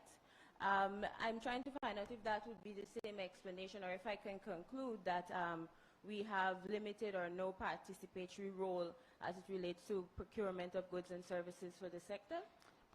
Precisely, that is why, by regulation now, by the Local Content Act, we now have mandated this. Okay. My second question, sir, as it relates to insurance coverage for oil spill, with the 600 million that we have per event and the possible 2 billion from the parent company, suffice we have the act and the information in the permit. Is the government concerned that we might end up in court with Exxon? Or is the government concerned that the sum we have is too small, maybe, because we may end up in court with Exxon on the issue well, of first of all, I'm hoping that now I'm hoping that we would not have an oil spill. That's what my big hope is, that we would not have an oil spill, and I think they're hoping for that too. That is why the technology and the carefulness, because nobody wants to spend billions of dollars. So I think we share that interest.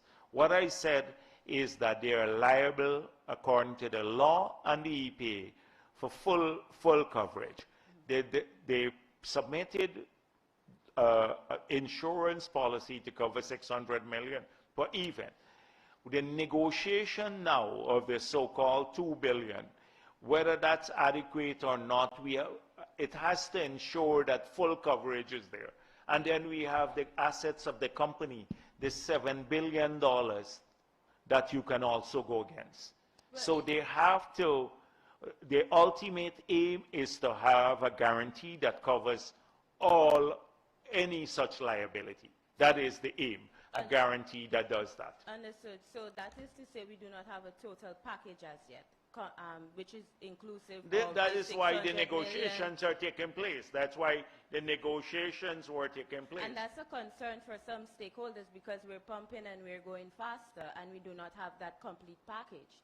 So and we're also looking at legitimate liability. We could end up in court arguing with Exxon over what they can cover.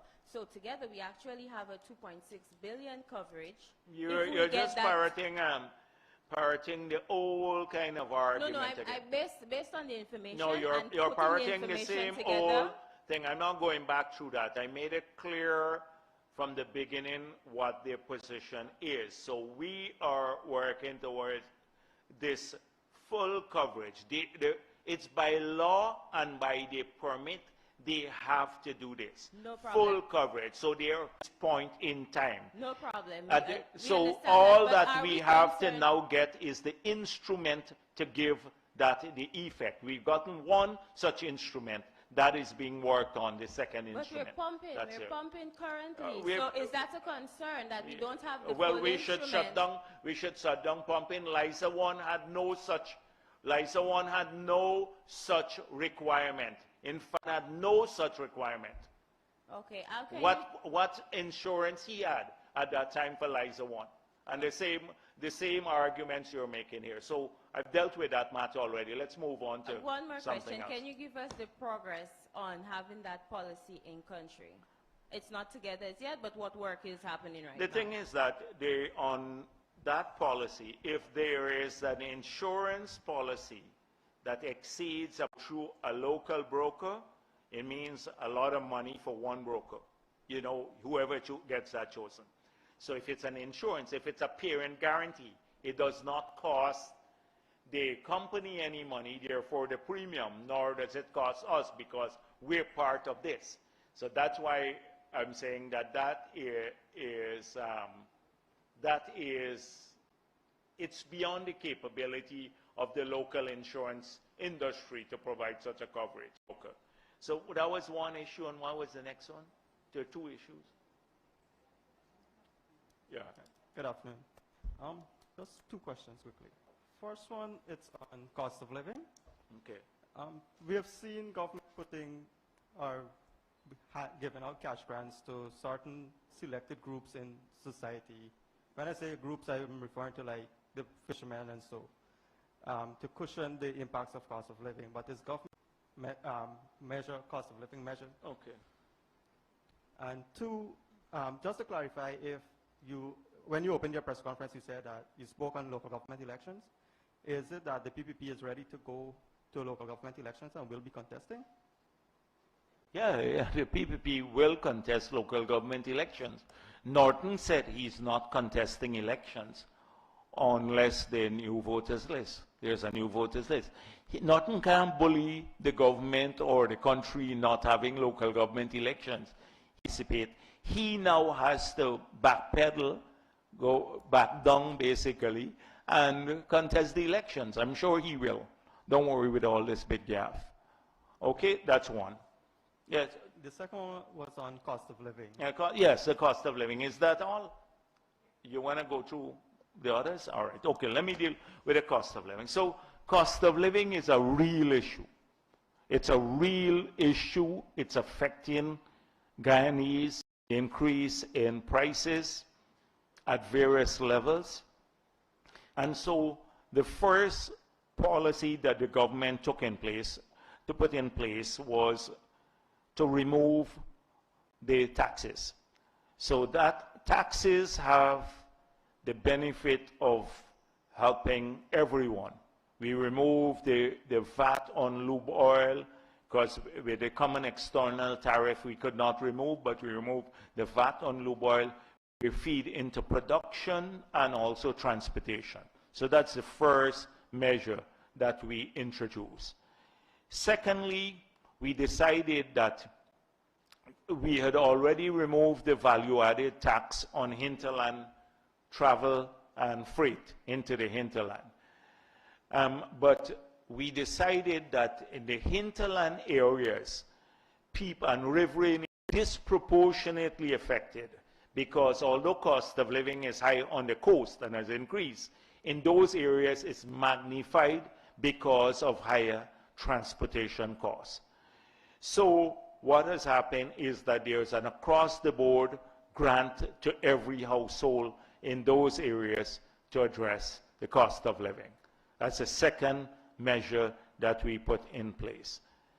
The third measure is that we believe that although we may not be able to address the cost of living directly through reduction in prices, that we could also help on the production side where the cost of inputs have gone up. So for the farmers, the big issue was the cost of fertilizer, that skyrocketed because of the price of oil. So they have this $1 billion program to assist them. So you have a dual benefit there. They go back to production, which can keep supply down, up and prices down, that is for the cash crops. And then they also, because of lower input costs, because they're getting help, their marginal income could improve, so that they would assist them to better cope with, not to address cost of living directly, but to cope with the cost of living.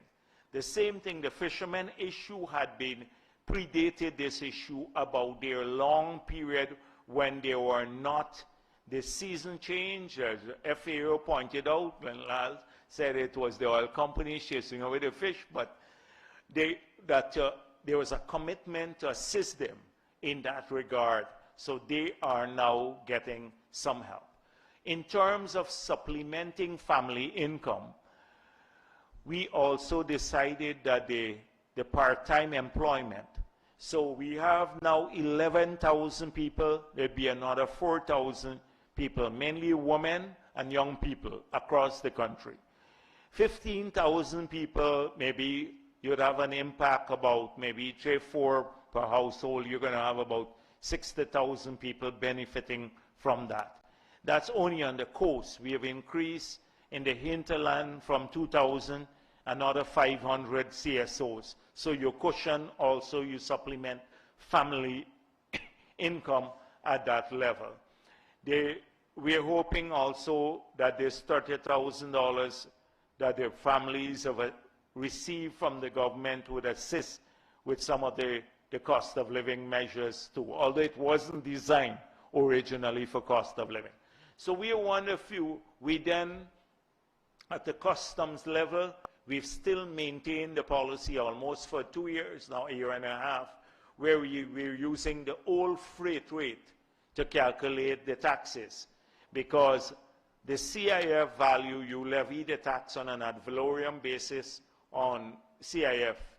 So when the freight component of it went up from like $3,000 to $20,000, so the cost, insurance, and freight, and then you put the tax on that, we're using the old freight rate. So that has lowered the taxes that people had to pay, and therefore, hopefully it would abate some of the price increases. On the small people who are constructing, we recognize that the price of labor has gone up because there's a boom. We have a scarcity now in some skills, and then the cost of living for steel and others, the price of steel and cement. So that is why we have launched a program where for small homes below a particular level, they will get all the steel for free and the cement. And then for those slightly above, they will get some cement. All of these are direct intervention methods that we are using to hopefully cushion the cost of living. And that's not the end. We're still assessing this to see what more impact. We're looking now at the pensioners. We're starting to look at pensioners to see what we can do in that regard. So it is we are one of the few countries that have launched a lot of these measures. Because look at the US, it got hit heavily, well, around the world with cost of living measures. So those are just some of the issues. Okay, but quick follow-up on local government elections. Once GCOM indicates their readiness, to host LGE, would the government call local government elections? Yeah, yes. And that could happen this year? I don't know. They have to write.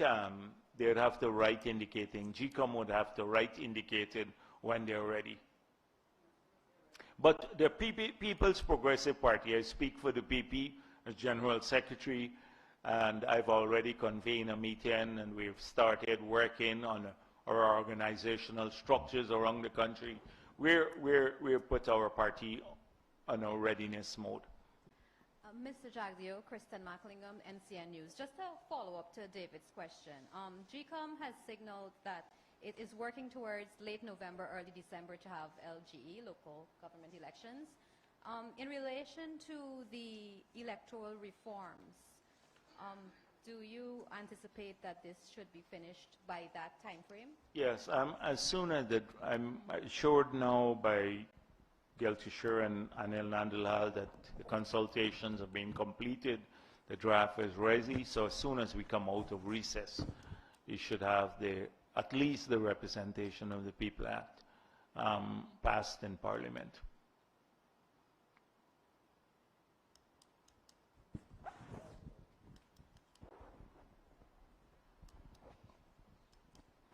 Tamika Garnett, Guyana Chronicle.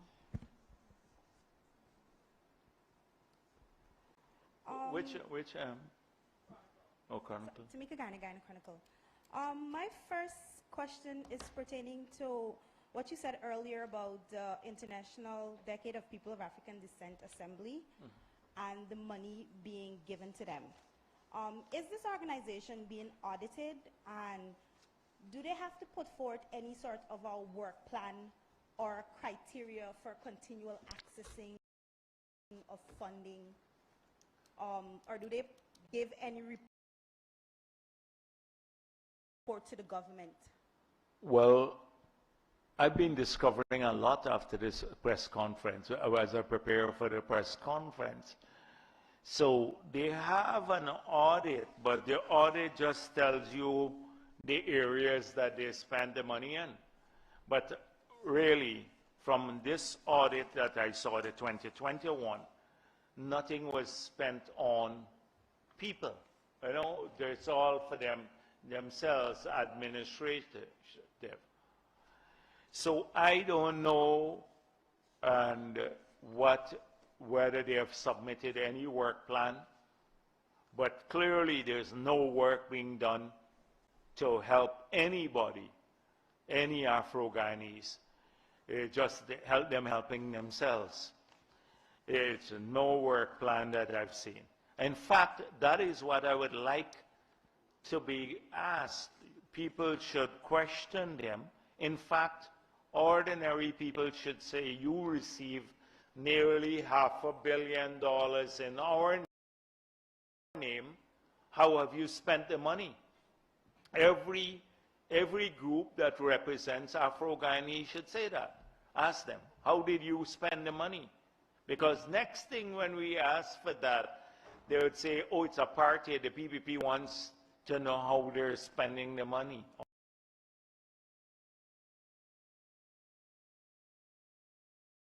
Although it's taxpayers' money.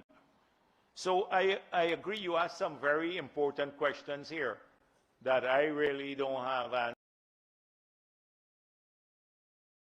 answers to give you on. So we'll find out though. We'll try to find out. The audit is being done by the audit office.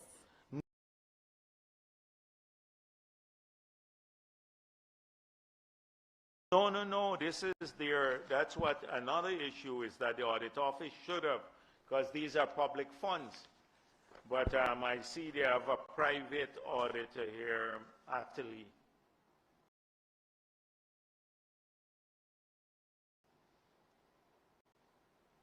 So what Oh, exactly? no, actually these are not audits. These are just financial statements. I'm just looking at them. Now, I thought that these were audits. Did I say financial statements? Okay, yeah, I somehow got the impression. They're financial statements. So the audit should have been done by the Auditor General's office. So can you say why the audits are not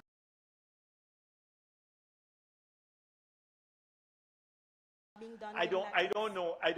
Let me don't venture any information more because I don't know. It should have happened. It's not happening. And they had nearly 500 million Guyana dollars at their disposal. And from what I see here is nothing has gone to ordinary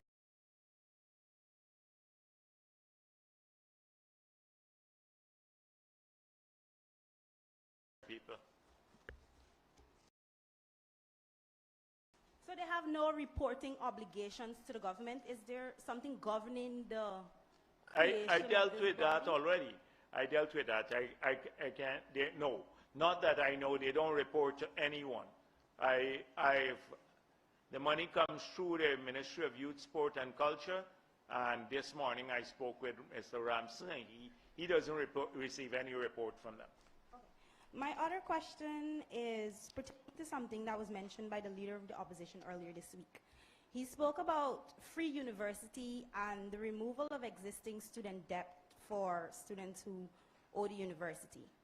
I know that the PPP has already established free university as a manifesto promise. Can you say does the PPP have a plan for the rollout of free university? Who said that? Norton said that? Yes. He promised that now? Anyhow, everybody knows that that's part of our campaign on the manifesto. And we made it clear that within 5 years we'll do it. We can do it in the first year.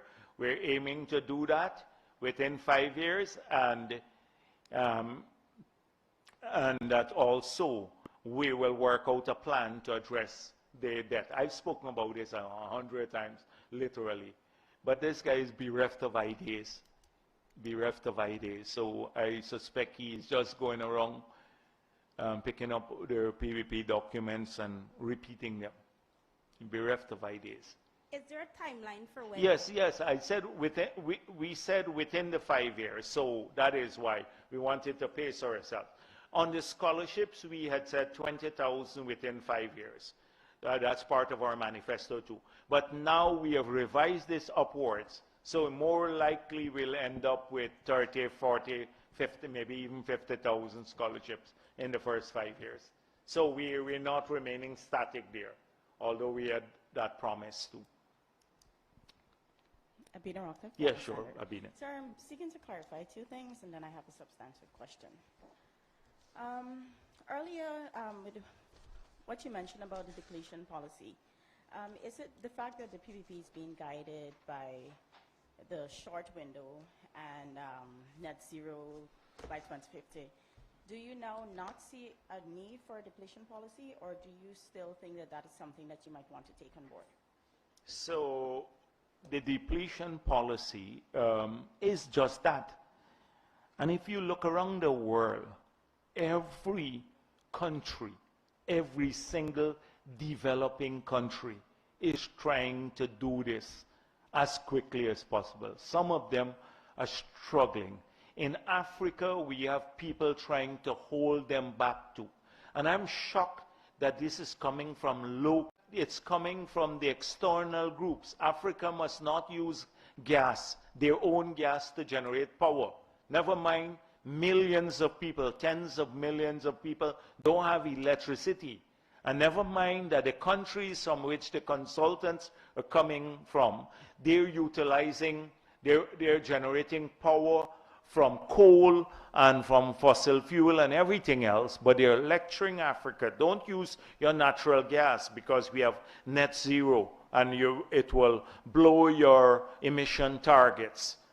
So we have this happening, and frankly speaking, the entire continent for resources. We're at this stage. Suriname is trying to do that. So I'm shocked that shocked that in this country, people should be supporting us to do this. But their arguments are even closer to the developed world that wants to prevent us from doing this whilst they're busy exploring the opportunities.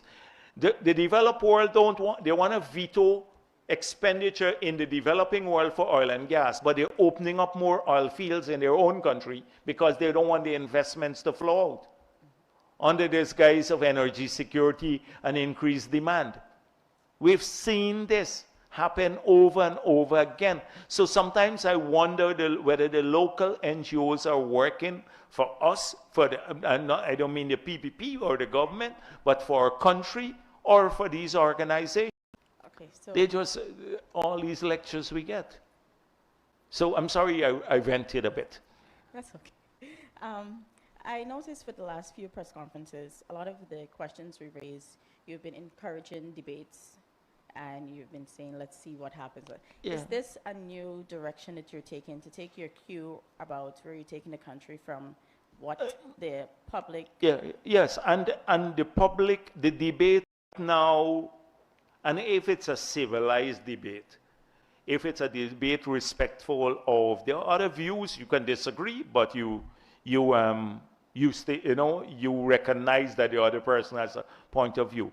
In those discussions, the debates, you really could help to hone and sharpen policy making, because that's how countries are. A lot of things that you may think you have a perspective on, it comes out in the debate that you need to look at something else. Like this whole point that was made earlier about locals versus foreigners and who gets the block. So if we go with the tradition, we shouldn't give any of them the traditional view, because none of them had the experience. Glenn used to say that Phip Moti Lal used to sell clothing, and how he got a road contract. Remember that one? and stuff like that. You recall the early days when you cussed me every single day in your newspapers? Up to now, I'm still getting cussed, though, by the way. Yes. So. All right, so my final question, sir. And I know this is not generally your area, but we know how things can get out of hand in Guyana. Based on the statements made by the detective recently, Bascom, and then we saw follow-up statements, all seeming to be related, made by the businessman in Stabrook News, Asadin Mohammed, and about another businessman.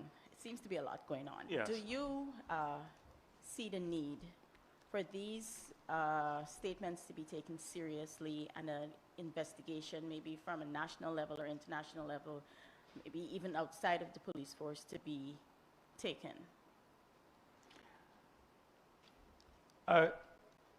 I know the President will speak on this matter, so I did not want to be preemptive. And I know he has a strong view on this issue.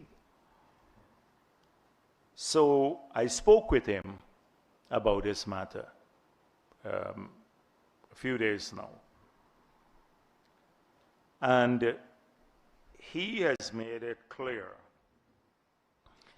he is given direction to the police force to have a full and complete investigation and with external support. And so he will speak a bit more about that issue once he returns. So I've been asked my personal views on this matter many times, and I think a lot of people have been trying to get a feeling as to what our thinking is. So I'm General Secretary of the People's Progressive Party. And there is one thing that the People's Progressive Party will not let happen. It is to have its reputation sullied by any individual.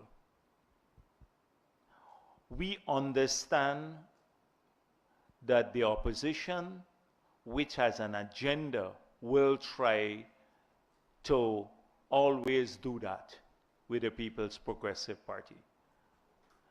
But barring from what you will hear, the shrill noise out of Congress Place, for us, the public domain and public opinion and the opinion of people matter. And I want to say to them this today. When we campaign for re-election, I met with people from all walks of life and every race who had grave concerns about what APNO was doing. The people were losing jobs.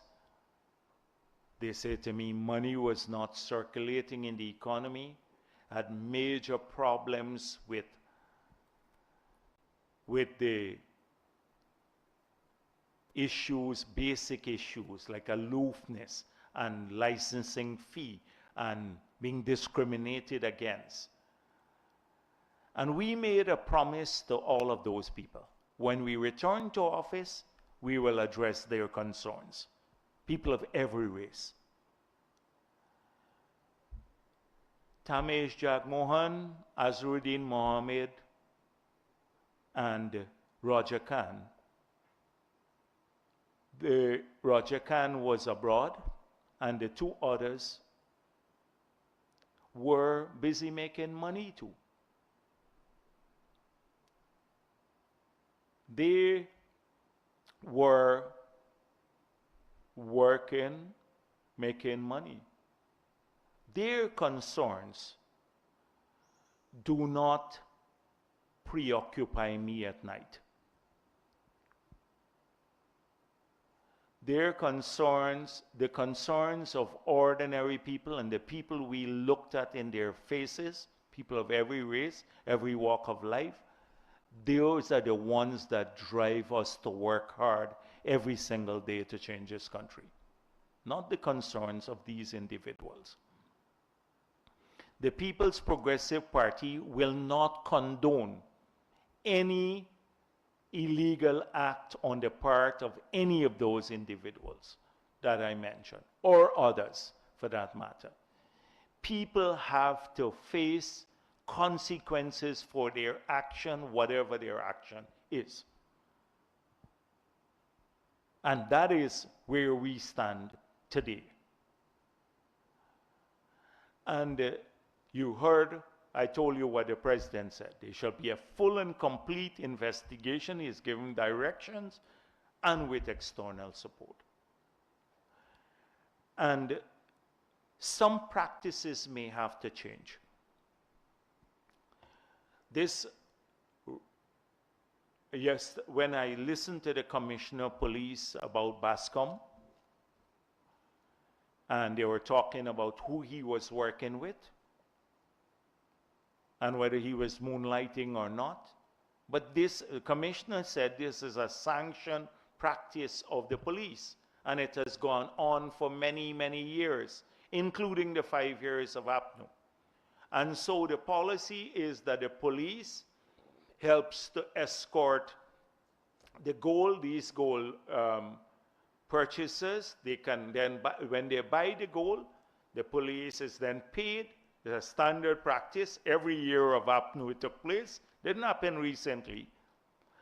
And they escort the gold down to Georgetown or wherever they're kept. Now, in that, we have to find another safe way of doing this. Because when this happens, there is a coziness that develops between elements in the police and these people.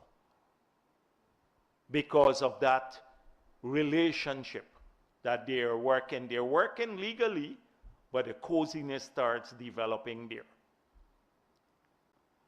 And therefore, things have to change. Now, I don't know whether Bascom is credible or not, but he has made allegations that have to be looked into, and the president has said that already. I don't know. But this, nobody, none of these individuals, they were not the ones walking the ground, going house to house, trying to win support for this party in the election period. So I feel no sense of obligation to anyone. It is the ordinary people who are beating the bush to get this party reelected. And so that is our position on this matter. And we will not countenance any illegality by anyone. Not going to allow them or anybody to taint the People's Progressive Party. So that is all I'm going to say on this matter. That's all. Yeah. Sir, that's a strong position, but don't you preempt concerns about the police force investigating itself? Well, the president has said, made it clear, with external support. The president has, we can't also undermine the confidence in the police force. We need to have some confidence in the leadership of the police force. But like any organization, you do have people who don't act in the best interest. So I don't know what is the truth of this matter. I'm not commenting on what is factual or not. The truth, I don't know. But the president said there shall be an investigation with external support, but I'm just telling you my party's position on this matter. And so that's all I wanted to say. Good afternoon, Yeah, sure. Vice President. I have a question about the comments you made about gas to shore and just two substantive questions. On the project management for gas to shore, the public notices mentioned that it would give the contractor up to about 4 years to complete the project. Given that the government has been saying that it wants to deliver gas to shore in 2024, do you see at this point well, the timelines if being the public, revised? this is a 2 years project. That is, the first 2 years. So by 2024, the power plant has to be in place. Okay. The NGL facility may not be completed. It's a bit more complex until 2025. So what happens is that they will feed the raw gas to the power plant in the first year, and then when the NGL facility is completed, then the gas would be dried, and then the lean gas would be fed to the power plant. Okay. And then you get the liquids. So I guess that could explain that issue. Okay. Recently, Repsol announced that they struck water in the Kanuku block offshore. Are you concerned that recent finds that were not deemed commercial or drilling that came up dry outside of the Stabroek block would dampen excitement about the prospectivity of the basin outside of Stabroek? Sure. In the lead up to the auction? The thing is that drilling is often a hit and miss issue, and it's a number of skills that you have to bring to the table, including proper interpretation of seismic and all of that. I don't think globally the excitement about the Guyana basin has abated any way whatsoever, given that. Because mirroring that, you have these prolific finds by Exxon in the Stabroek block. And so I guess what may more dampen the bidding process is the cost of capital has been going up now. And so that may be a bigger issue. But I don't think there's any change in the excitement level. Okay, finally, in the Aranduk block in 2019, there was a discovery at the Jethro well, and the partners have said that they're going to be reassessing the commerciality of that find, given the oil prices right now. I don't know that you can exactly reassess commerciality without considering the fiscal terms, and you've made it explicit that if anybody wants to come to produce outside of Stabroek, they're going to have different terms. So have the partners approached the government? I'm not aware that they have approached. Okay. I'm not aware. If they have, they must have approached Vic, but I have no such report.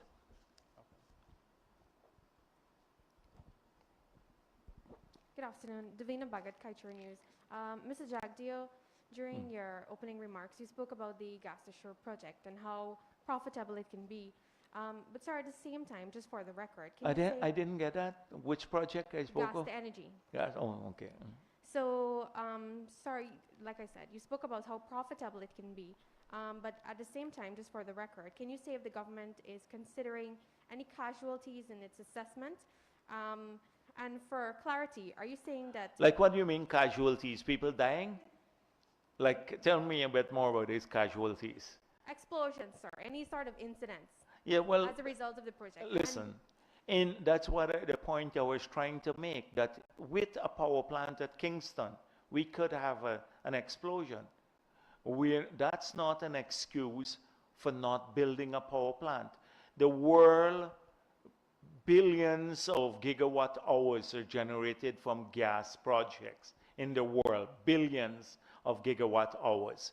So you would have to have mitigation plan for everything. Like anything else, you have to have mitigation plan for in an event of that nature to address it. But that doesn't change the commercial viability of the project. And so we're not skimping corners on safety provisions. We're not going to skimp corners to make it commercially viable. You know, sometimes people shortcut the provisions for safety. There shall be none of that.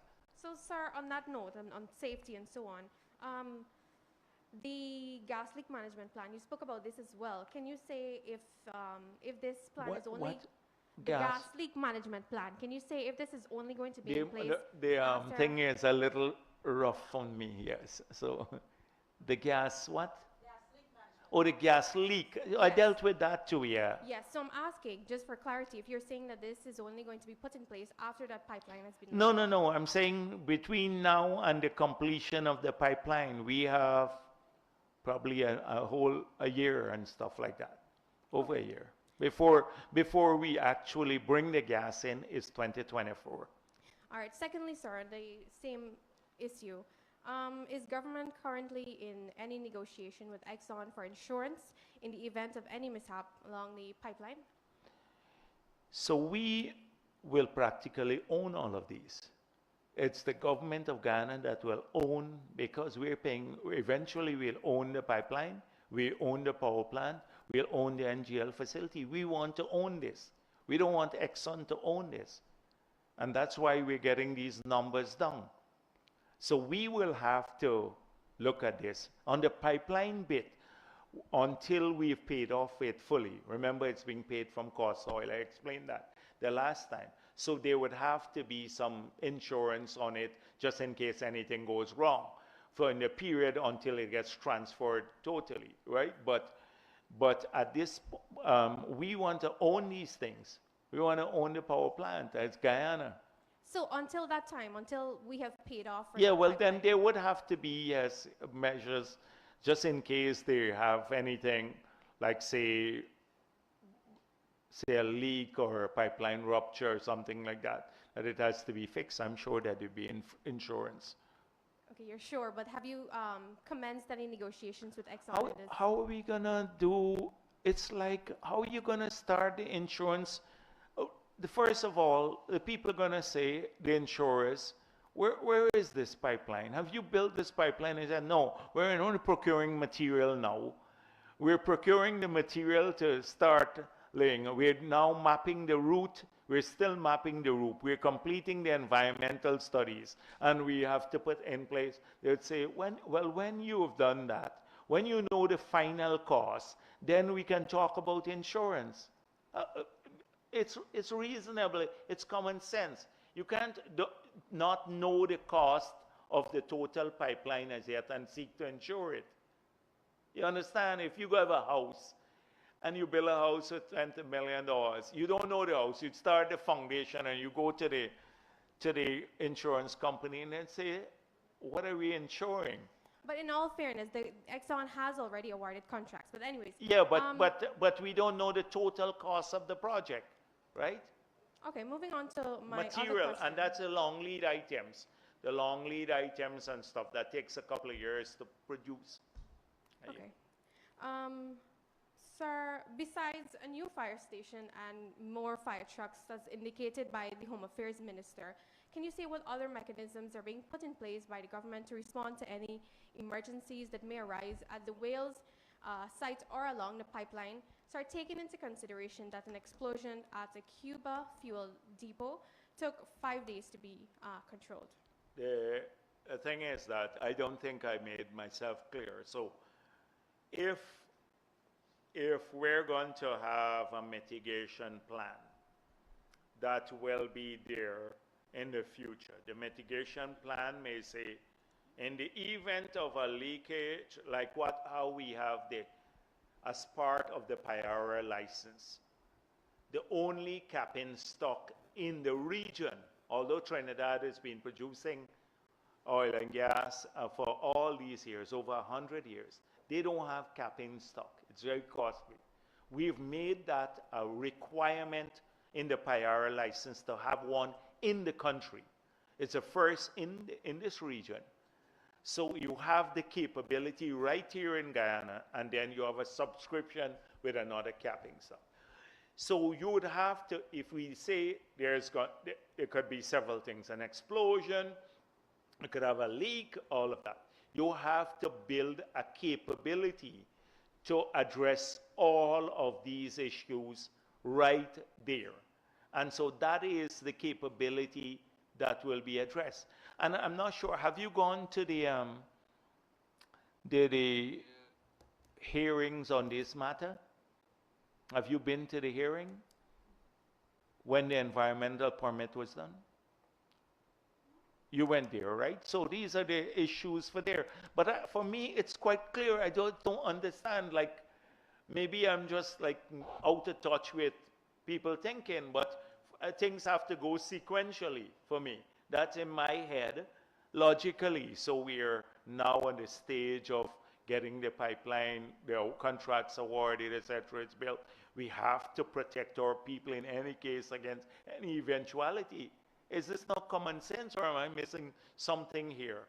That all of those, including the fire capability, it seems as though you just want a plan, a perfect plan. You're not interested in getting this thing done. That's what the media. You just have to find stories to write because it doesn't sound logical to me. You know, if you have insurance, if you don't build the houses yet, how are you going to get insurance on the house? If you haven't even, you know what the threats are, you have to build capability, but we ain't even break the ground to put up the power plant as yet, and you want us to put in a fire station. Maybe we just asked him because 7 years later we still don't have a full insurance plan. So maybe we just trying to get everything. Or maybe you're asking because you just want to be difficult. And that's it. And that's it. Because how could you reasonably have insurance without the house being built already? It's just that you have it's just something that I find very weird, strange. Things have to be logical too. Yes, go on. Just two final questions from me. With respect to CGX, the company noted in its latest financial statements that it would not be able to meet the deadline for the port, the offshore port for the Deepwater project. What would be the next move for government? Because I know that the president had said that he is paying attention to the fact that the company is in dire straits and is unable to keep up with deadlines. What would be the next move now for government? And finally, on local content, there seems to be a worrying trend with respect to renting of citizens. You yourself have spoken about this, and it doesn't seem as though there's any stopping where this is concerned. Does the government intend to put in place stricter guidelines or penalties to sort of stem this tide? This is where we're hoping the media would be as vigilant and identify the fronters too, because first of all, we had to get a piece of legislation of this nature passed in the parliament. People don't understand, a lot of people, how important this was, because some countries have gone through their entire history without a legislation that have been oil and gas producers, without having a legislation of this effect. If you talk to the locals, leaving the gripe aside, the solid locals, and not those, the fronters and everyone else, they will tell you that the attitude of the oil and gas companies and their first-tier contractors have changed, more respectful now, because in the past, they're treating people like dirt in some cases. Because now they know they're mandated by law, there's a fine if they don't comply. So that's one. So the respect is there.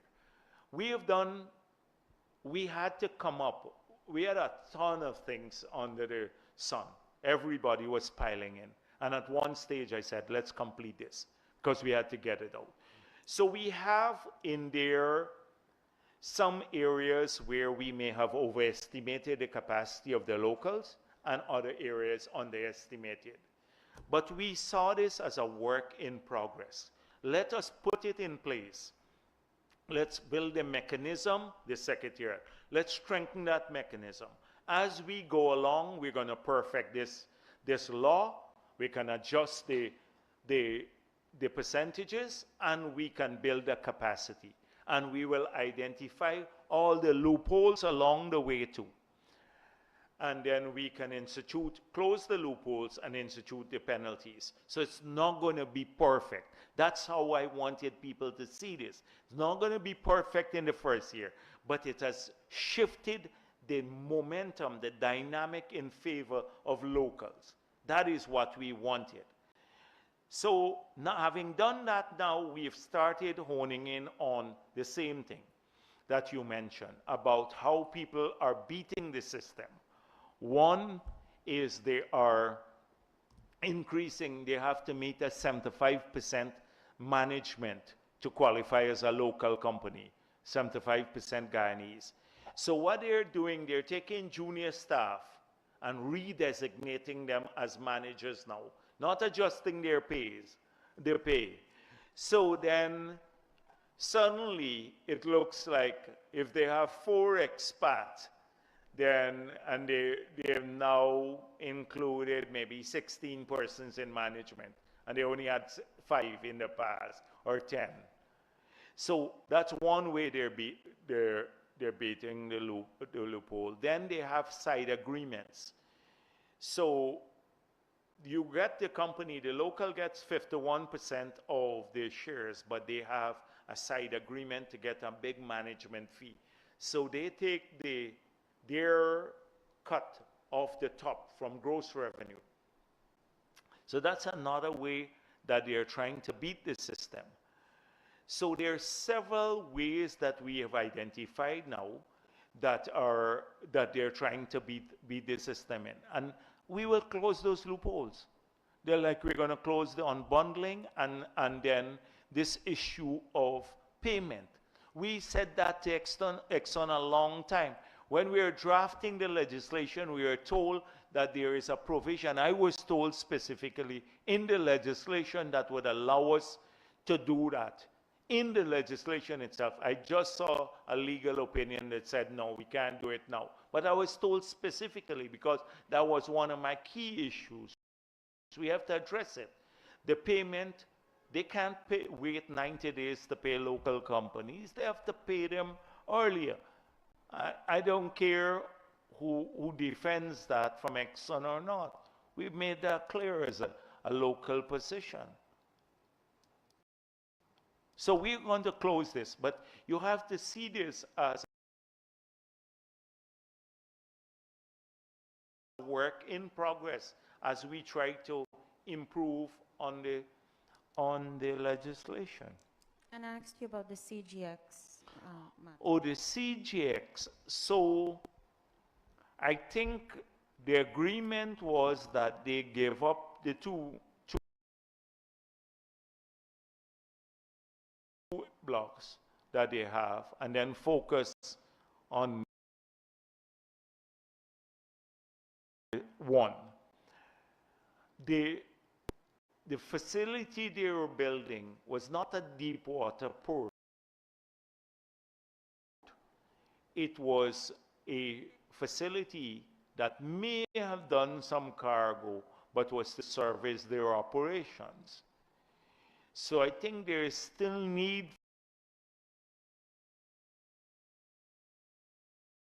for that. So we have to re-engage on that. Already they had 55 acres there. And when they missed the deadline, I think we cut it down to 25 or 30. I can't remember the exact.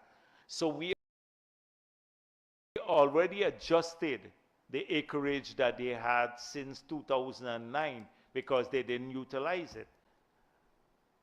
And so if they don't move swiftly on that, we'd have to look at it again. Yes. Thank you very much.